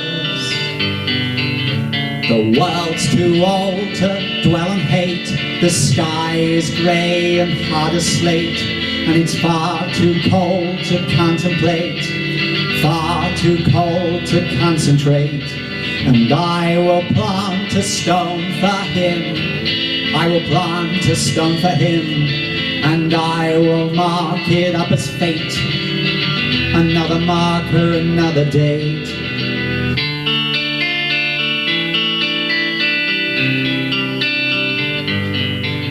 My head held open to the elements, memory and a musket ball for sacrament. My mouth is dry and choked with sediment and sentiment. The world's too old to dwell and hate. The sky is grey and hard as slate, and it's far too cold to concentrate, far too cold to concentrate. And I will plant a stone for him, I will plant a stone for him, and I will mark it up as fate. Another marker, another date, set as in stone. So cruel and strange, I must find acceptance for what I cannot change.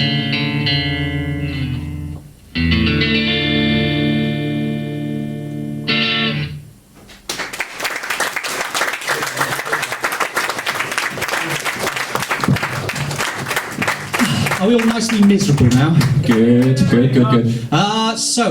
This is the one which is I'd like to say this one's a bit of a duet, because this is me and Mr. Sound over there, and this is going to work. This is going to work. Right. Oh, we haven't given him technology. Have you? I've got technology again. Here we go. Okay, so Technology! He's not technology. team manager, don't give him technology. I know it shouldn't be allowed. It really shouldn't. Somebody gave him a So let's see. Alright, as long as it's Steve powered. It'll work, I tell you. Right, so this, I'm going to basically do my own backing, because this is a little tale about stalking, for all of you who love stalking songs. Behind you! Yes, basically, I envisage this entire audience to be made out of witches, gardeners and stalkers. So here we go, this is for you. What about ducks? So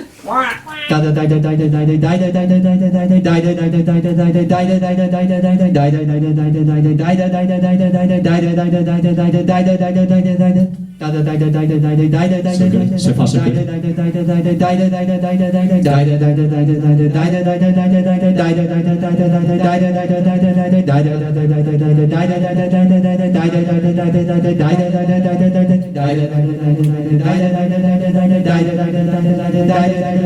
Wherever you might find yourself, I'm several steps behind you and I follow. The breeze upon your neck was left not by a breeze but by my breath I follow. I have no purpose that isn't yours, I unlock all your fastened doors, I follow. Love has a myriad of styles, I hear your faltering denials, I follow. Sweet love that seems not made to fade away, sweet death that seems to make us loveless clay. I know not which is sweeter, no, not I fain would follow love, if that could be. I needs must follow death, who calls for me. Call and I follow, follow, let me die.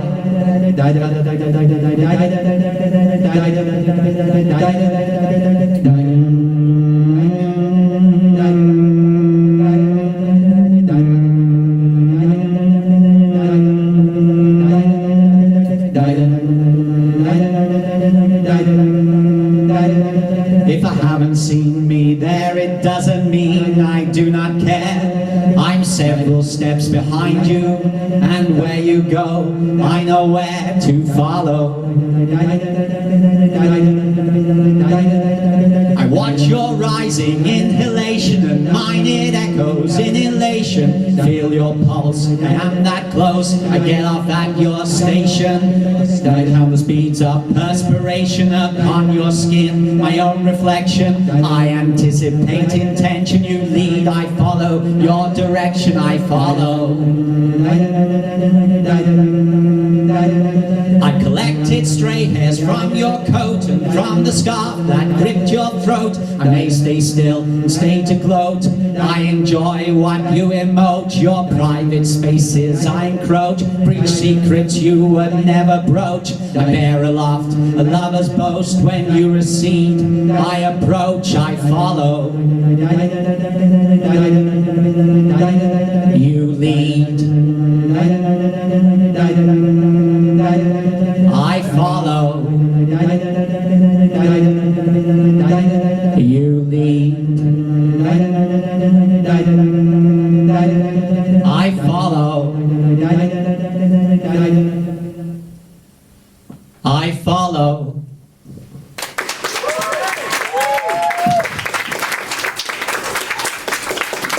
It worked.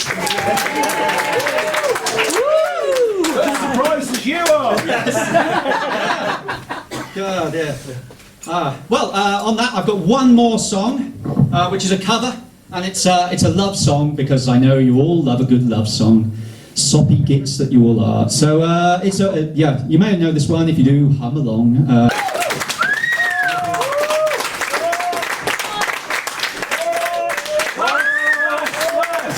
Do we do more? Do we do more? Is that genuinely the last? That's sort of genuinely the last. I can fit something else in, but that's sort of... Can you fit in one more? One more. A 3 minute more or a 1 minute more? Let's have a look. How much time have we? 3 minutes! Oh God. Right. Performance anxiety is real. No, I know. One thing 3 times! Yeah. Okay.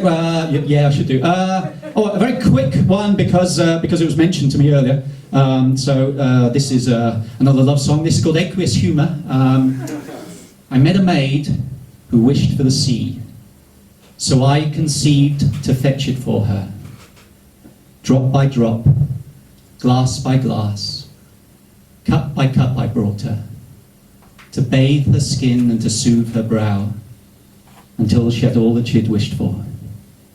And then, boarding a craft I thought unlikely to float, she sailed away. Bollocks. Sorry, that's a relationship one. And I might just be able to think, just because I got the looper to work. Let's see if I can just get it to... Oh. I know, this may be a trip too far. It's twice the charm or twice the disaster, I don't know. Right, okay. Yes. This is... Have I got the words to this one? Yes, we have. So this is... one of the other places I played before was at Edgecombe, a mound called Edgecombe, which was somewhere down on the south coast. And there are 2 things you need to know about this. One, it's famous because the typical sort of Edgar Allan Poe tale of a woman who died and woke up again in her grave may be based on this, on Emma Edgecombe.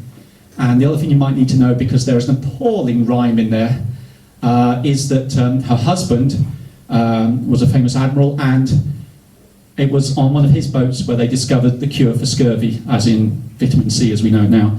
So this is very quickly about that one. Let's see if we can do this. That's good. Well, it works. Shut up. What's the delete button? Delete, delete, delete. It has 3 taps. I sleep deep, I breathe shallow. I sleep deep, I breathe shallow. I sleep deep, I breathe shallow. Try the high one. I sleep deep, I breathe shallow. I sleep deep, I breathe shallow. I sleep deep, I breathe shallow. I sleep deep, I breathe shallow. This is my Joel voice next. Let me do that one. Deep, I breathe shallow. I sleep deep, I breathe shallow. I sleep deep, I breathe shallow. I sleep deep, I breathe shallow. I sleep deep, I breathe shallow. You pierced my heart with Cupid's arrow. You went to sea, I went to rest, to wait until your footsteps pressed on English soil, and then once more we swore allegiance upon the shore. On Monday you were made an earl and promised me the whole wide world. On Tuesday we were holding hands. On Wednesday we gave wedding bands. I sleep deep, I breathe shallow. I sleep deep, I breathe shallow. I sleep deep, I breathe shallow. They thought I'd never make tomorrow. I was pale as the fullest moon. They feared I'd waned away too soon. My husband knew some medical men who checked me up and down again. Then the man who discovered scurvy signed that I had passed on Thursday. On Friday I was laid to rest in my silken wedding dress. I sleep deep, I breathe shallow. I sleep deep, I breathe shallow. My mind still played on Edgecombe Barrow. My body though locked in the crypt by a sexton deep in debt. When he espied my wedding ring, he thought his woes had taken wing. On Saturday his knife touched my hand to remove it and my wedding band, but choice awoke me from my old bed. On Sunday he was interred instead. I sleep deep, I breathe shallow. I sleep deep, I breathe shallow. I sleep deep, I breathe shallow, and I still play on Edgecombe Barrow.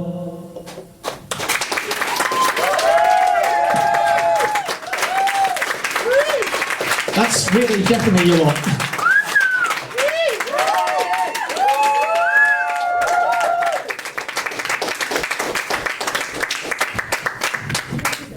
Oh, bloody hell, 1,000 thanks to High Reciprocity for giving us our last night of the Dark Arts Act, and possibly the weirdest. They're selling CDs. You can buy CDs. Good God, the night can last longer yet. How much are your CDs? £5 for a CD. Woo! Excellent. Thank you ever so much for that, Simon. And now, as the show draws to an end, the obligatory but nonetheless sincere round of gratitude. Woo! Firstly, a big thank you to me, a meerkat, for comparing, without making a single, compare the meerkat joke.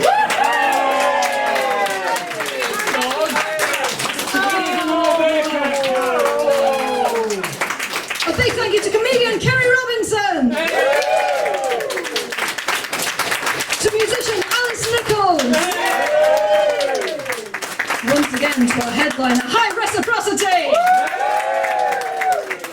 Thank you to our amazing sound engineer, without whom none of this would have happened.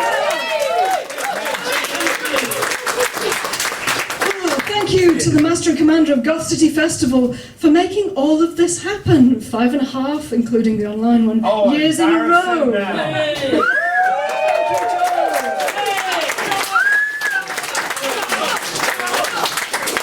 And last but not least, thank you all for coming out and for staying so late on a weeknight to support your local goth scene and for supporting refugees and asylum seekers through Pathras. You've been amazing. Thank you all so much for being here. And yes, I'd like to say I'll see you again next year, but in all probability, I won't. So thank you again. You won't cease to exist after this. We won't see you next year. You can see a meerkat in Sheffield in a couple of weeks, though. That's not next year. I'm not going to plug my own gig on the 24th of October at the Shakespeare in Sheffield. It's so as well. The night is going to descend in ever more fervent ribaldry if I continue. So, good night. Thank you again. Yay!